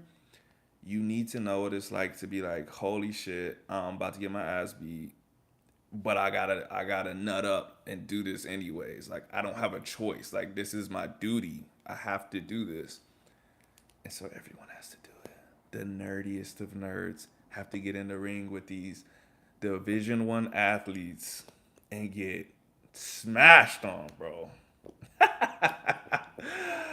Yeah, it is kind of sick. Yeah, it was an experience. So yeah, I mean, like I said, I had did a little bit of no, that was not my first fight, not even close. If you're talking about just like actual fighting. So I was about to say that um I really had like no like real training. I just fought people. And so we obviously like I watched boxing too, so I knew about like jabbing and stuff like that. But you still suck. You don't know you suck. You think you're good, but if you've never been trained in boxing, you suck at boxing.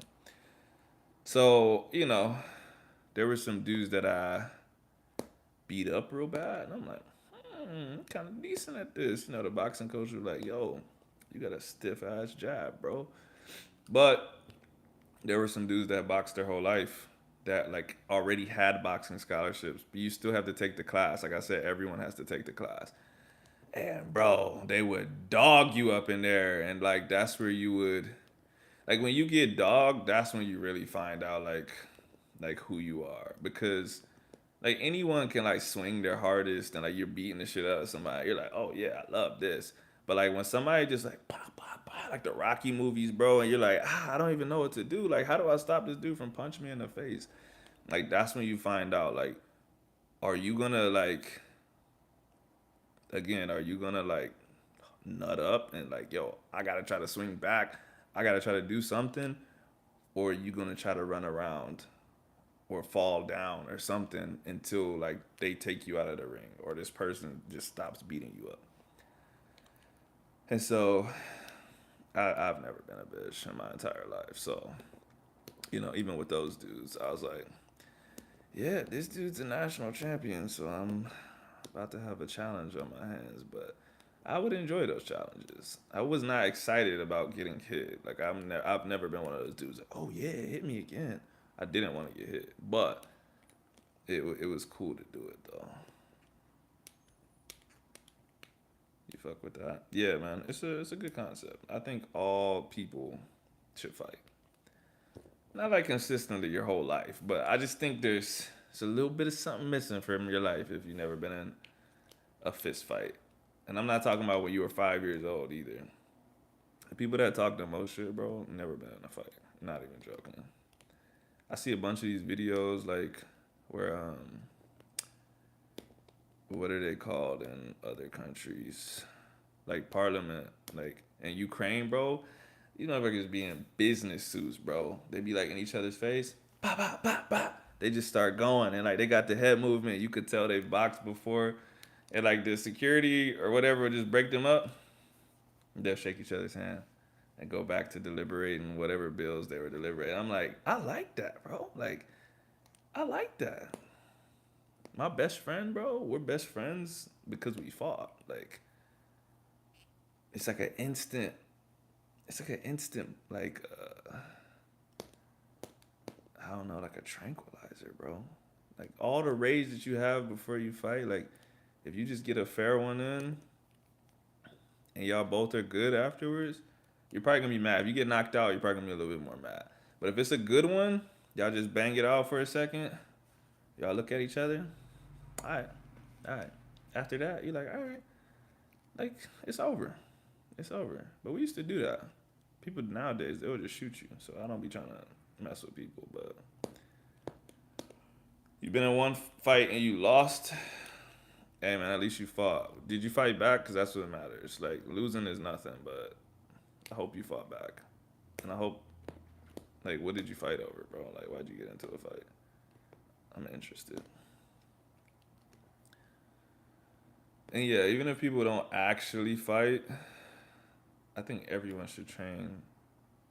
Like, like the way that West Point does like the mandatory boxing, like I feel like maybe like some kind of self defense, martial arts, combatives type thing. Like I feel like everyone should be doing that. Like I said, for one, just the activity is good, but for two, like understanding understanding violence makes you less violent. Like this is part of the reason I stopped too. Like this knuckle, you probably can like you might be able to see the mark. That one, I probably got that same mark on this one too, but definitely on this one. Broke them, bro, with and without gloves. Um, like there is a price to violence, bro. It don't matter how weak the person is you're fighting or what, bro. Like this is a skull, bro. This is meant to take impact. You hit this shit, bro. You hit it with the wrong part of your hand, broken hand. Even if you don't break it, bro, your shit still swells up if you get into a street fight and stuff. And so I don't be wanting to fight, bro. I will, but like you have to really get me to that level because, like I said, there's a price of violence. My front two teeth are false from fighting. You know what I'm saying? Like I got my shit cracked when I was a teenager, bro, from a weapon, and I had to get false teeth. Have I whooped dudes in street fights with boxing? Yeah, but it kind of just goes to what I was just saying right now. Like, you would have to really like make me feel threatened for me to fight you. Like, again, with knowing the price of violence, bro. Like, if I feel like I could whip your ass like 100%, you couldn't even get me to fight you. I was like, yeah, okay, sure, bro. You could be screaming all kinds of stuff like, yeah, I'll fuck you up, bro. You don't know who you're messing with. I'll be like, okay. Like, you would have to actually start swinging at me, and you probably wouldn't hit me. So that's what I'm saying. I wouldn't feel threatened, and then I would defend myself at that point because then you're just getting way too close. Or if anybody walks up on me, I'm swinging. I don't do the whole like arguing in your face thing because like first punch is the most crucial one. So if you've already made a threat, you start walking towards me. As soon as I feel like you're close enough to get hit, I'm punching you in the face. We just didn't like each other. He was shorter by like 5 inches, but way more. Hey man, it happens. It happens. Off topic, but I enjoyed my first visit to Puerto Rico. Yeah, yeah. Puerto Rico's a lovely place, man. Super, super, super nice people. Great food, depending on the time you go. Great weather. Um, but yeah, I love it, bro. Every time I go, especially like the first time I went, my Spanish was okay. It was conversational, but like Puerto Rican accents are heavy, bro. So I constantly felt like I was missing stuff. Um, and I just felt like, yeah, I felt like I couldn't have the conversations that I wanted to have. I'll say that. I was having conversations, but it wasn't the same. Beaches are great. If you look on my Instagram or even on here, I think I posted a couple shorts where we were on the beach, people riding horses and shit like that. My wife was snorkeling, but like we avoid tourist areas too. So we go places where like the locals are going to the beach. Usually off in some ducked off spots. So did I go in the summer? Nah, we always go in December. The summer is hot, dog. And depending on what months you go, like that's when you're really looking at hurricanes. So December is the best month for weather and hurricanes, or the lack of hurricanes, I should say, to my knowledge. How bad do you think?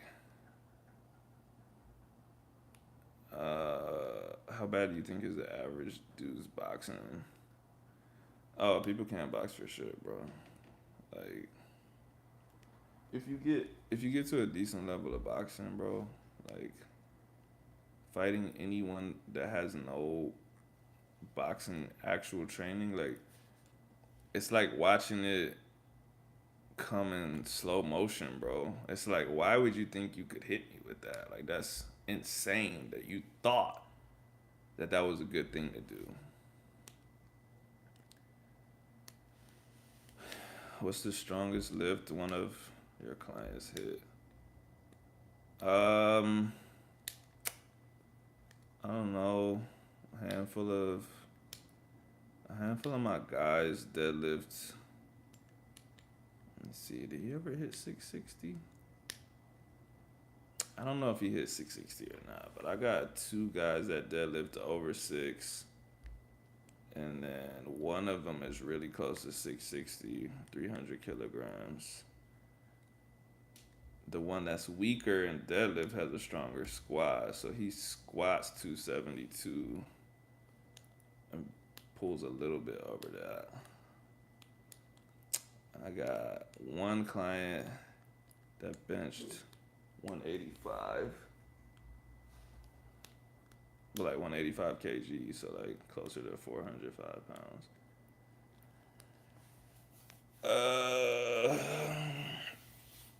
Have I scrapped with anyone that surprised me on the street? Maybe back when I first started. I don't be fighting like that no more, bro. I'm 31. Like, I don't even be going out. I be trying to avoid stuff like that. So I haven't fought in the street in long enough to really answer these questions. But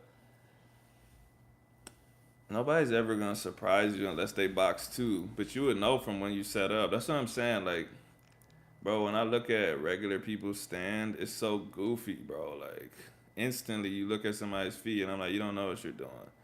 And like the thing is, you need to be in a certain stance to generate power. Like if you imagine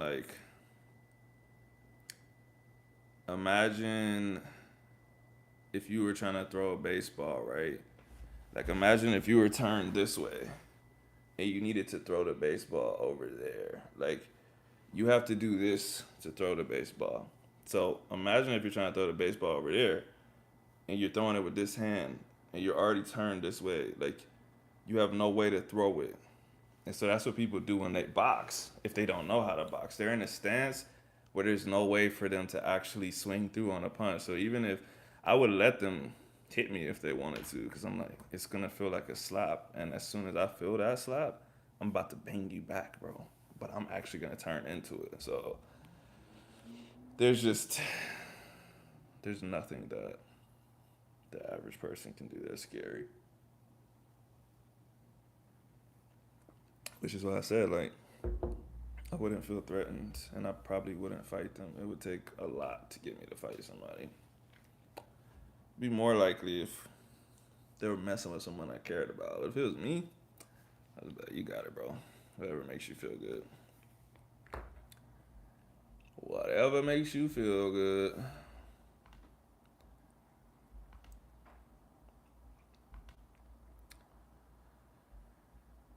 All right, man. Have a good night. Get some rest. Was I surprised Tyson Fury is much better than Deontay? No, I wasn't surprised. Not even close. Deontay Wilder is a good example of that. He is very, very, very powerful. What he does have is like is like a good innate sense of where he needs to be to get power on his straight right. Everything outside of that pretty much sucks. So if he can't line you up with that, you're kind of good. You don't really have to worry. But um, yeah, Tyson Fury took advantage of that, except for like all the times he got dropped. But he was still in a good enough position to where he just got dropped and not like put to sleep. And so that's kind of what I was saying with like the average person, right? Like I'm not gonna say like no one in the world could hit me, but I would get my feet into positions to where like if they hit me, like I might stumble or something, but I wouldn't like be in serious danger. What makes Tyson so good? His footwork.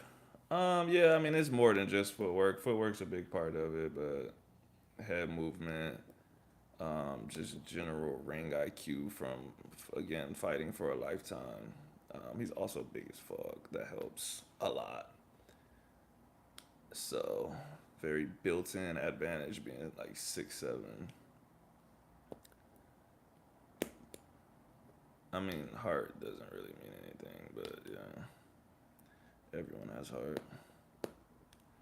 It's like the worst quality in a fight. I hate when people say people have heart. I'm like, bro, that shit means nothing. They're fucking people get beat up for 12 rounds straight, and they're like, but he's still on his feet. He's still got heart. Who cares, bro? Like you're getting beat up.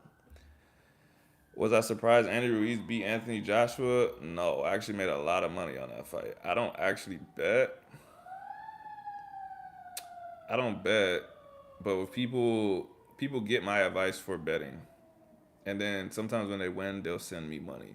So this dude had bet a lot of money on that fight because I told him Ruiz was definitely gonna knock Anthony Joshua out, and he sent me like 2K, bro. He was like, "Yo, thank you. I just won so much money. I just want to show my appreciation, bro." He cashed at me.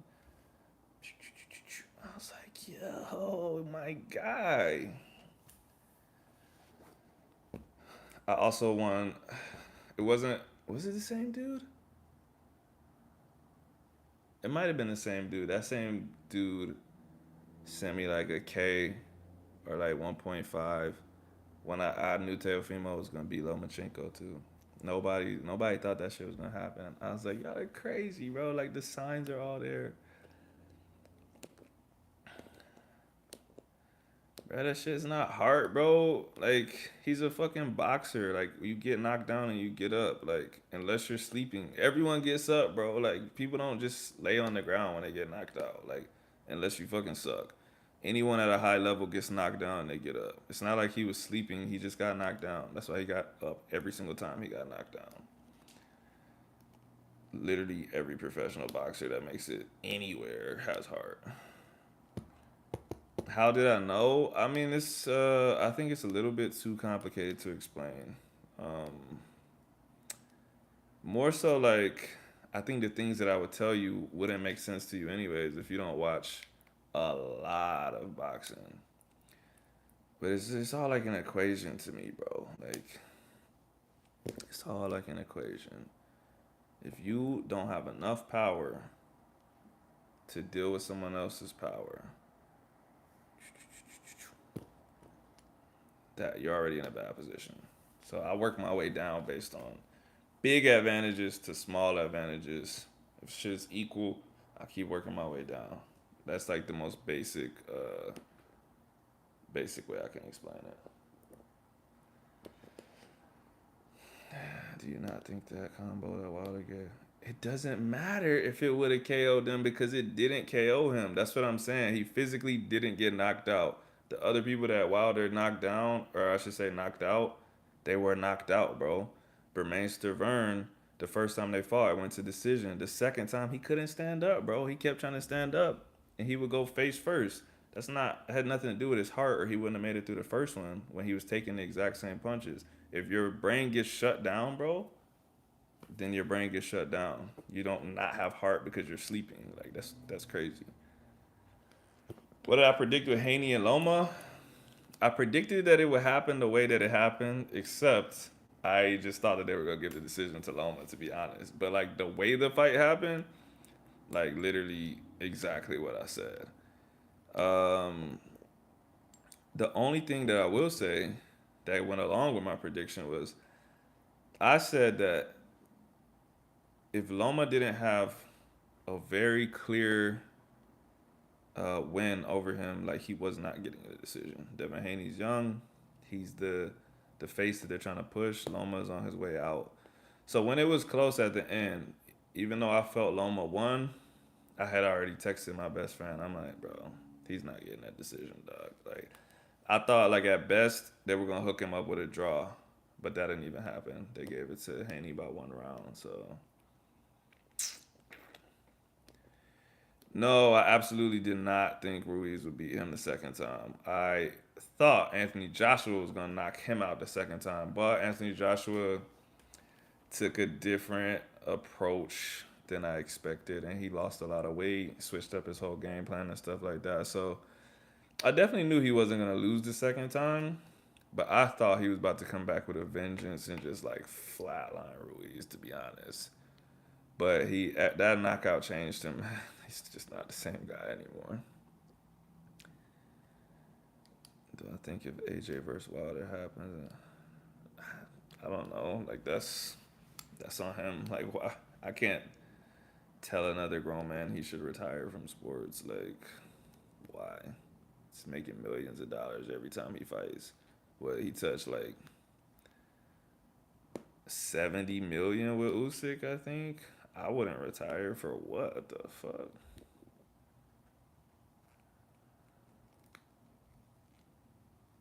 Yeah, people fight to make money.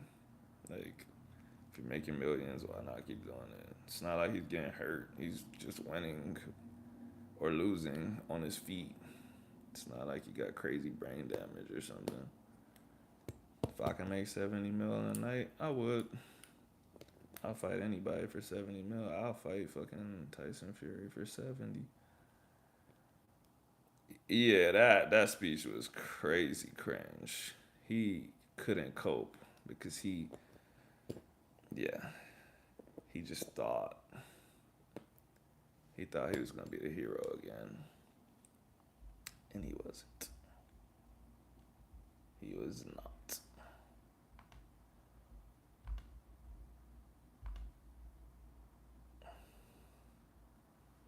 1 second, my wife texted me again. Let's see what she's talking about. Okay. Well, she's gonna get home at 23 minutes from now. So if I don't get off already by then, I'm definitely gonna get off when she gets here. But I mean, as long as we're talking, I'll stay on. If y'all get quiet on me, then I'll get off. Axa just joined. Jim, what are you doing?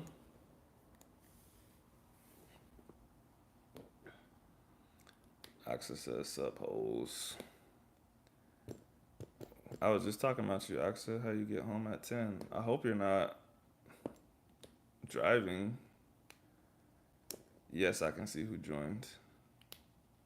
Sometimes. Sometimes it doesn't work.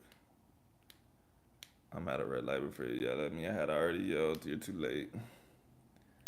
You like Terrence Crawford? Yeah, Terrence Crawford is a boss, dog. Definitely um, my top number one for me, bro.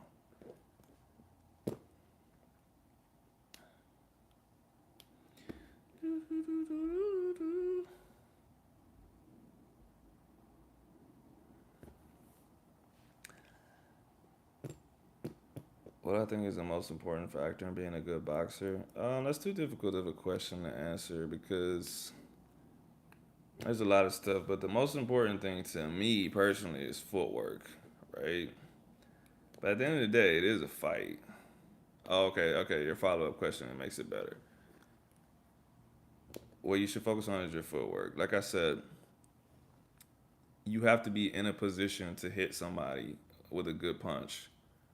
Um, and if your footwork isn't good, you'll never be in that position.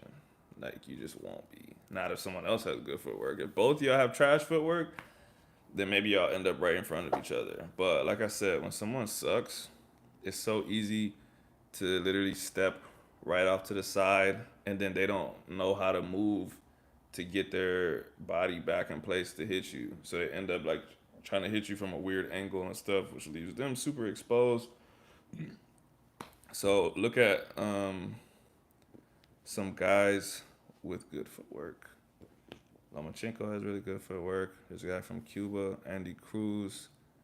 Um, there's another dude with a very similar name from Cuba. I don't think he has any plans on escaping, but he's a two-time gold medalist. Uh, Cesar. Oh, Julio Cesar de la Cruz from Cuba. Um, him and Andy Cruz, super crazy good footwork. They literally dance in the ring, and that's something that all of those dudes have in common. Lomachenko, excellent dancer. His dad made him do like ballet and stuff like that growing up. All of those dudes from Cuba, they're Cuban, so they do Cuban salsa. If you ever, I don't know, like if you follow, I don't know if you follow me on my other social media, but if you want, after you get off, just shoot me a message and just be like, hey, yo, send me a video. Because the Cubans, they dance to warm up. They do these footwork drills to warm up and stuff like that so that they get used to, like I said, moving around and being able to change, um, kind of at the drop of a dime. Kind of like change of direction exercises, except it's dancing. But if you dance, you'll know that that is literally what you're doing. Like the beat is going, and you have to keep up with your feet, and you have to move. And if you put your body in the wrong position, you won't be able to do the next step. So, like I said, those dudes, incredible, incredible.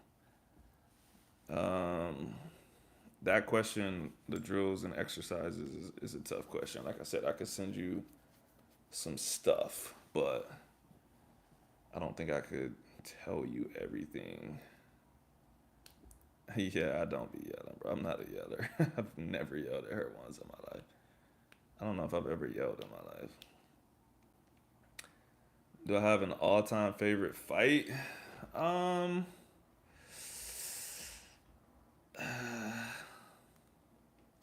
no, I don't think I do. If AJ beats Wilder and somehow regains his aggression and knockout pedigree, yeah, that's not happening, and no one would want to see it anyways. And like that's assuming Usyk would still be at the top or still fighting or whatever. No, ladder drills suck. Anyone that makes you do ladder drills, they don't know what they're talking about.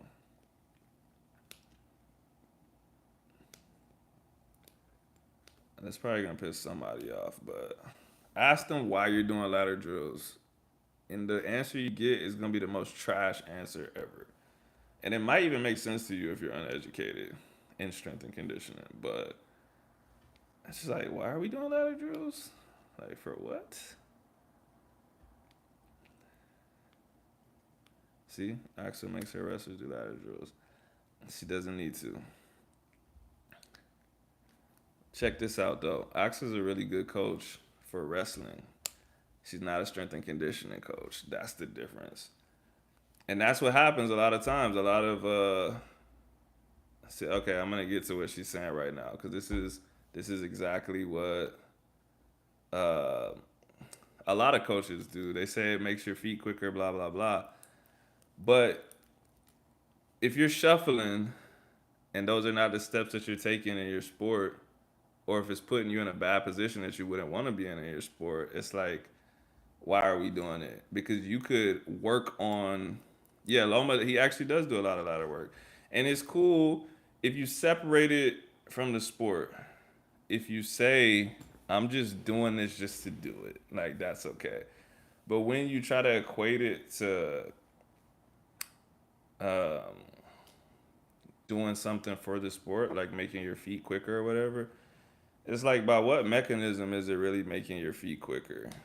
Like you're trying to make your feet quicker, but does that mean that your feet are actually moving quicker? You know what I'm saying? There's better stuff that you can do. There's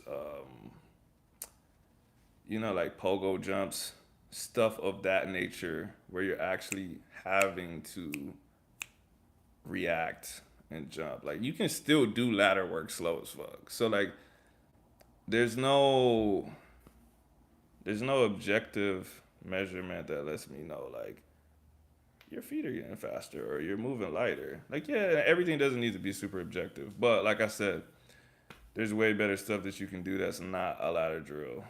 Um, but if you want to do it, it's also fine. Axel's probably gonna keep having her wrestlers do it, and that's fine.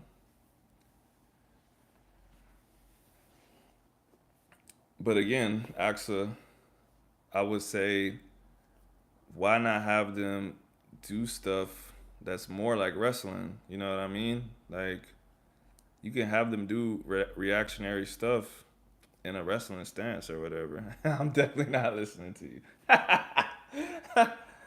Yeah, I mean, you know, that's usually the reaction I get. Uh, my favorite footwork drill, I don't have a favorite one. Like I said, like everything is about it's about reacting. If you're in a sport that's about reactionary footwork, right? Um, and so you need to get better at you need to get better at reacting to whatever your stimulus is in your sport. That is actually what shadow boxing is for. That's what drills and shit are for, like pad work and stuff like that. To get put into these positions and learn how to change direction, learn how to blah blah blah.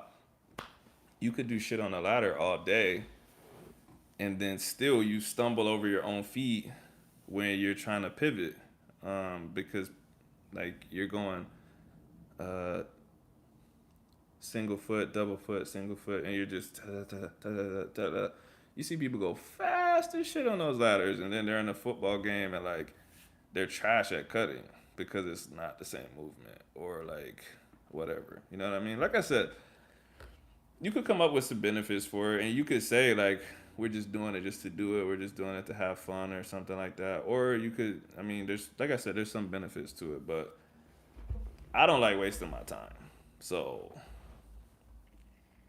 I don't be doing ladder shit unless I'm super super bored. Bro, don't ever disrespect me again. My wife has no chance of beating me in a 100-meter race. There was a time that was like literally what I did.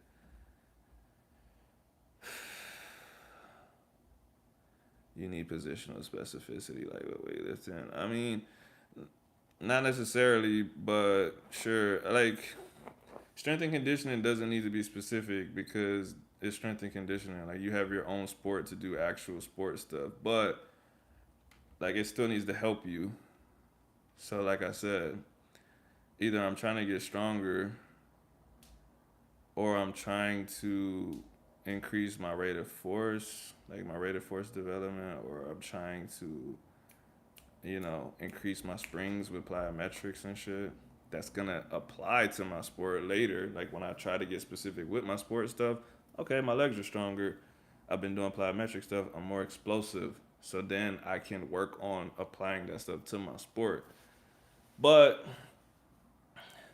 you know what I would compare the ladder stuff to? If you think about like let's just say boxing. There's good punches, and then there's people that like. Have you ever seen like those world records where they like throw 100 punches in a row, but their hands are like right in front of their face? It's like doing that and saying I'm working on my hand speed. I just be like, but that's not how you throw punches though. Like, how's that helping your hand speed? It doesn't really. It sounds good, but is it really helping your hand speed? So we're funny. Yeah, like I said, it's uh, it's it's a bit controversial. You should if you ever heard the strength and conditioning our little I can't think of what it's called, but the area that all of us sit in and do our work. Every once in a while, someone will come in and they'll be like, "What y'all think about this?" And we'll just argue for like 3 hours straight. Mainly like nine coaches are saying like, and one guy's like, "No, I think this could help." And we're just like, yeah, you suck, bro. Don't ever try to help my fucking athletes. If I'm out sick, I want my athletes to work out alone, not with you. I also combine it with wrestling movements, so yeah, you don't know what you're talking about. Nah, but okay, like I said, there's nothing like wrong with doing it. But like I said, I would say why, and I would say after I get my answer why, I would say here's what we could do that's better. That's what I would do.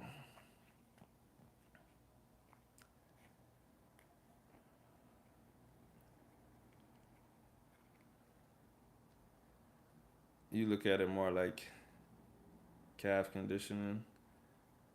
That's fair, but why not grab a jump rope? You know what I'm saying? Um, it's not even a carryover thing. Like something could have bad carryover and be beneficial. Squatting has no carryover to footwork. But if your legs are stronger, you have more of a potential to do stuff with your legs. If you need to move around, if you need to run, if you need to blah blah blah. Obviously, you still have to go in and do the endurance work on top of that, and you have to work on your footwork on top of that. But your legs being stronger gives you the strength reserve to work on that stuff. So yeah, no, squatting does not carry over to boxing footwork. But if your legs are stronger, you got more capacity to work on your boxing footwork. If your legs are so trash that you jump rope for 3 minutes and you're smoked and you can't do anything in the ring, we need to get you stronger. We need to get you in a better shape. That ladder is not going to do that. But I know you're arguing for no reason. That's why I'm arguing with you. You're one of two people in the world that I will argue with for no reason. Everybody else, I'll leave them on red.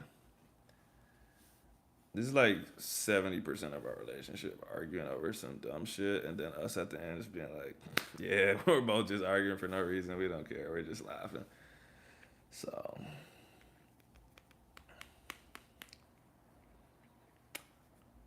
but yeah, there's a lot of stuff like that. It's more than ladder drills. There's just a lot of stuff that people are doing that you could be like, but why though? I got a I got a internet friend that sent me his nephew, no, his cousin's strength and conditioning program. Like he just started at a college, and he said his track coach had like gave him some work to do before he gets there in the fall. So he's about to come up on the summer, right? He got a scholarship, and it's like, here, do this stuff before you get here. He sent it to me, and I was like, good lord, like this is a horrible program. The only thing I will say is that you can't judge a coach's program without knowing the coach because you don't know what the intention is. You don't know why they set it up like that. But I was like, yo, this shit's horrible, bro. Like, there's just some coaches out there that's like, I don't know if they're like trying to break people in half or what, but dude had like 9 exercises. First thing on there was sprint, like sprint repeats. Then he's going inside and doing snatches. Then he's doing push press. I'm like, bro, I wouldn't be able to handle all this stuff in one day. And you got an 18-year-old coming from high school, and I know what they're trying to do. Like they're trying to get his work capacity up so he'll be ready for whatever they're gonna do. That's not the way to go about it on it.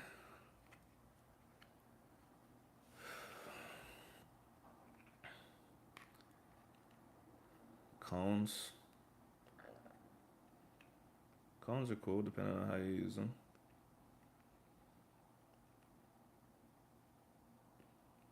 But see, with cones, you could set up something to where like it's actually better, and like you're really doing some like actual some kind of change of direction stuff versus the latter. I'm gonna need to hit you for strength and conditioning for my boxing. Yeah, bro, holla at me. Like I said, um, I don't know which one. I'm pretty sure you follow me on one of my social medias. I'm pretty sure. If you don't, just click one of them or send me an email and I'll send you my number. But yeah, we can talk about it. I don't think training for a goal should be something you enjoy necessarily, but if you incorporate certain movements every now and then for enjoyment and you say you just be doing it, that's cool. Where did I get my IG followers from? The Dollar General. They got them in the back, like right above like the flowers and stuff. Uh, but in seriousness, bro, I've literally been on Instagram since it started. If you scroll back far enough on my Instagram, which you'll be really weird for if you do this, but if you do it, cool.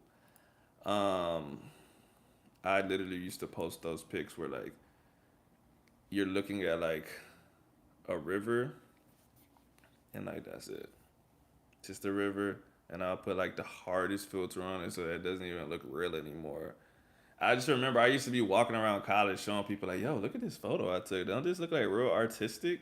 Bro, I cooked the shit out that photo, bro. I'm talking about like I put the brightness all the way up, contrast all the way up, put like 2 different filters on it, and I'm like, yeah, like it's kind of like a painting, bro. Like I think I could get into photography.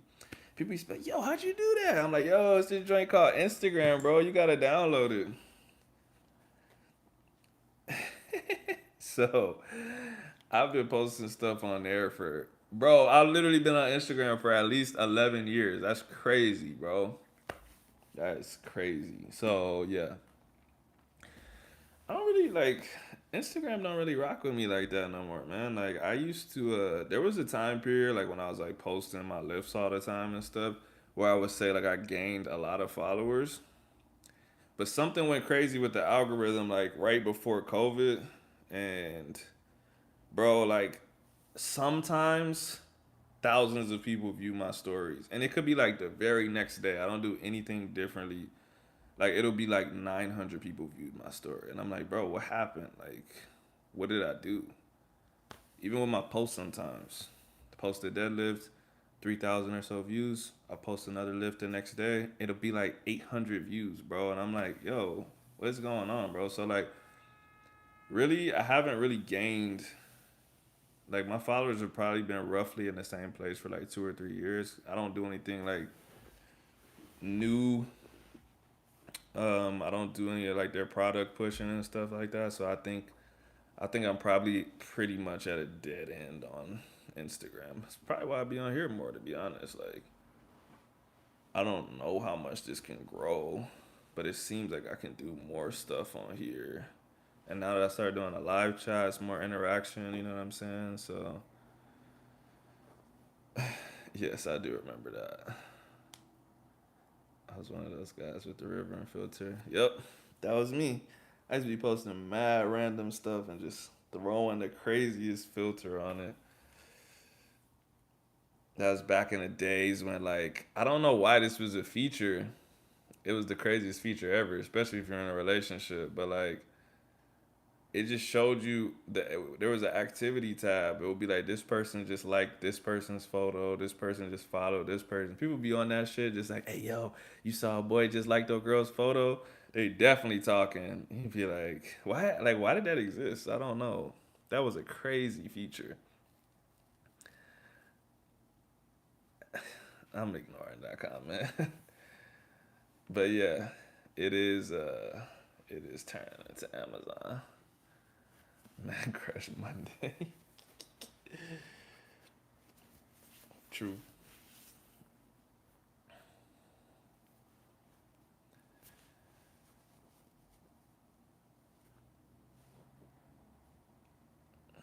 I mean, TikTok's algorithm is not really that great. Like,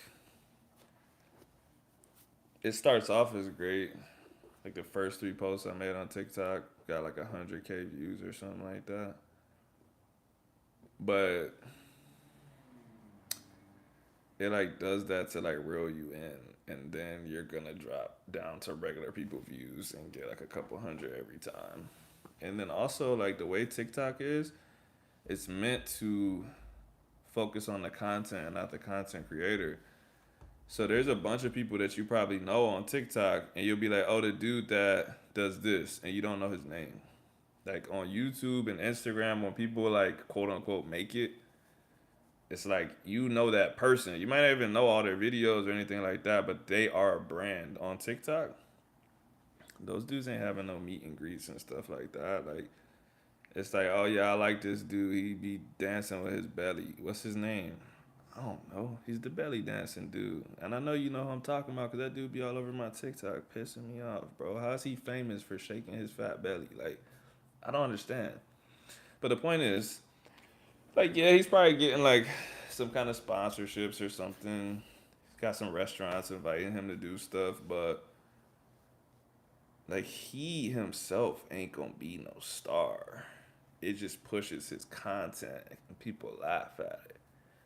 Or you'll see like someone do the exact same trend like 100 times in a row. No, not Salt Poppy. It's a different dude. He gets like literally like 80 million views on like all his videos.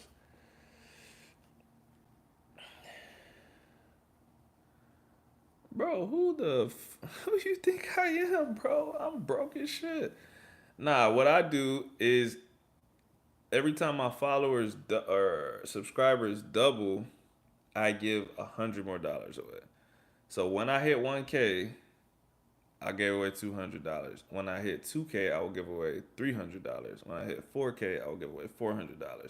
I think the very first time I said I was gonna double the money every time, but then I quickly realized like I'm pretty sure I'm gonna get to a subscriber count that is too much money for me. So I said, all right, I'm just gonna go up 100 every time.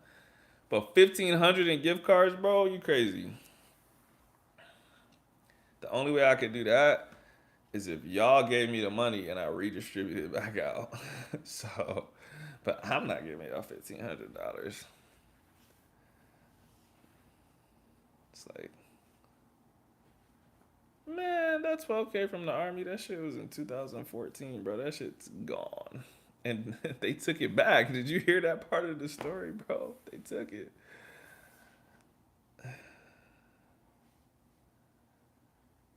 Axel, which part is wild? You know what I'm gonna do? I'm gonna act like I put everyone's name in the draw, but I'm gonna just put Axel's name on there like 40 times. I'm be like, congrats to my subscriber. I'm gonna get her to change her name to something else, so it won't say Axel Molina. And I'll be like, who is Wrestler 53? Whoever you are, you won the $300. And I'll be like, message me to get your prize, and then I'm gonna Venmo her and tell her to send it back to me. That's actually a smart idea. No, that's called being a scammer, bro. I wouldn't do that. Have I thought about doing a stand up show? No, I'm not funny. Why would I do that, bro? I've never in my life thought about doing a stand up show. One of my coworkers is being a puss. I've been trying to get him to do it. But he actually claims that he wants to be a stand-up comedian one day. I have no intentions of ever doing anything like that. So,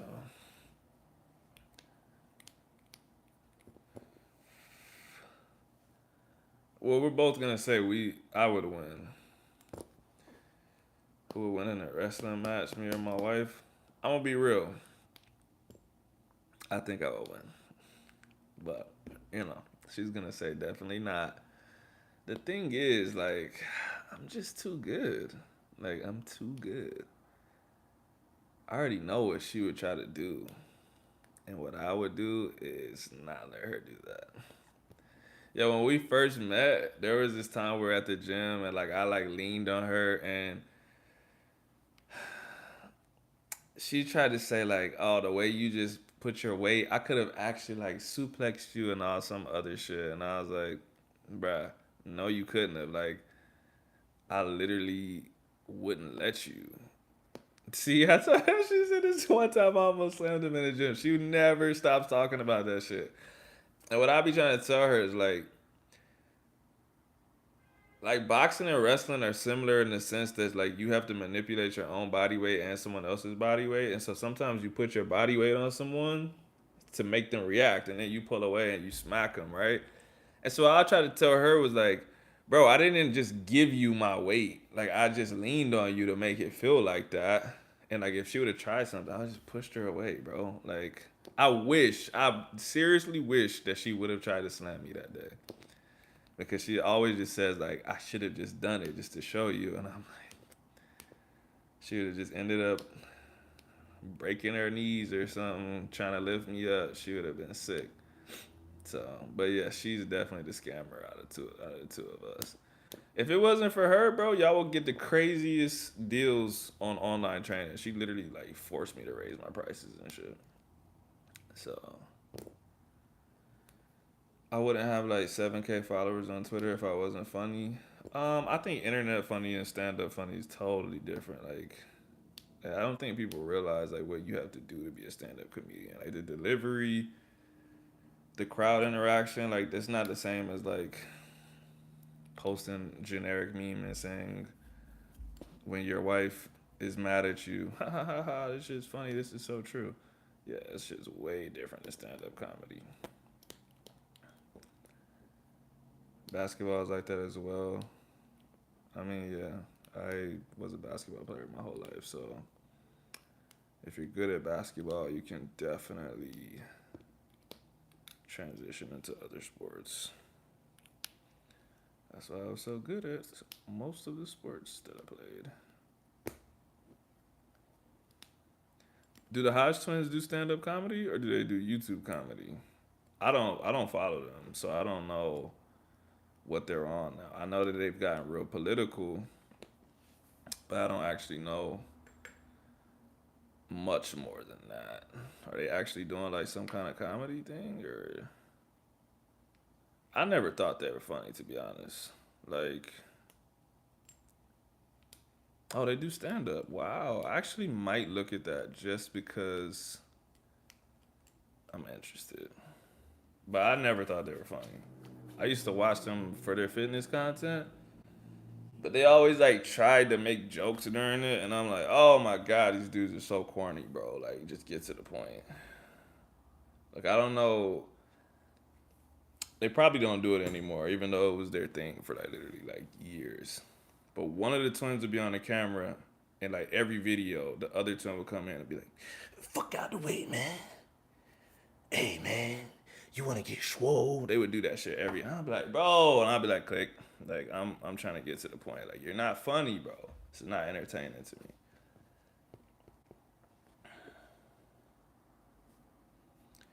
But yeah, they were cool. Just weren't funny.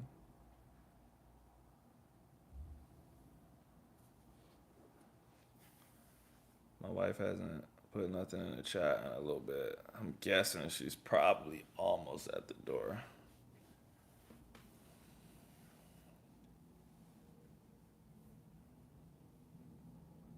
Yeah, bro. If I watch people for knowledge or information, like I want you to get straight to the information. if you say that it's a chat, that's fine.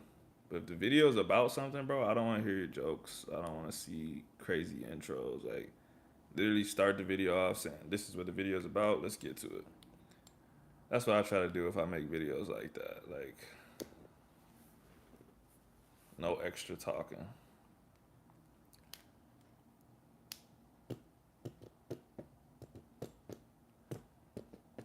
I don't have a favorite OG fitness YouTuber. I'm not really into people. I just get information. That's it. Yeah, man. I ain't got time for silliness. Just want the info, man. Just want the info. Oh, Planet Moolah. I actually never sent you this podcaster. See if I can put his shit in the chat. Like I said, I don't know if you'll be able to understand it. But if you can, it's a pretty decent podcast. All kinds of stuff. Chente. Okay, access here. So you can click that link. I'm about to get off. Holla at y'all. Peace.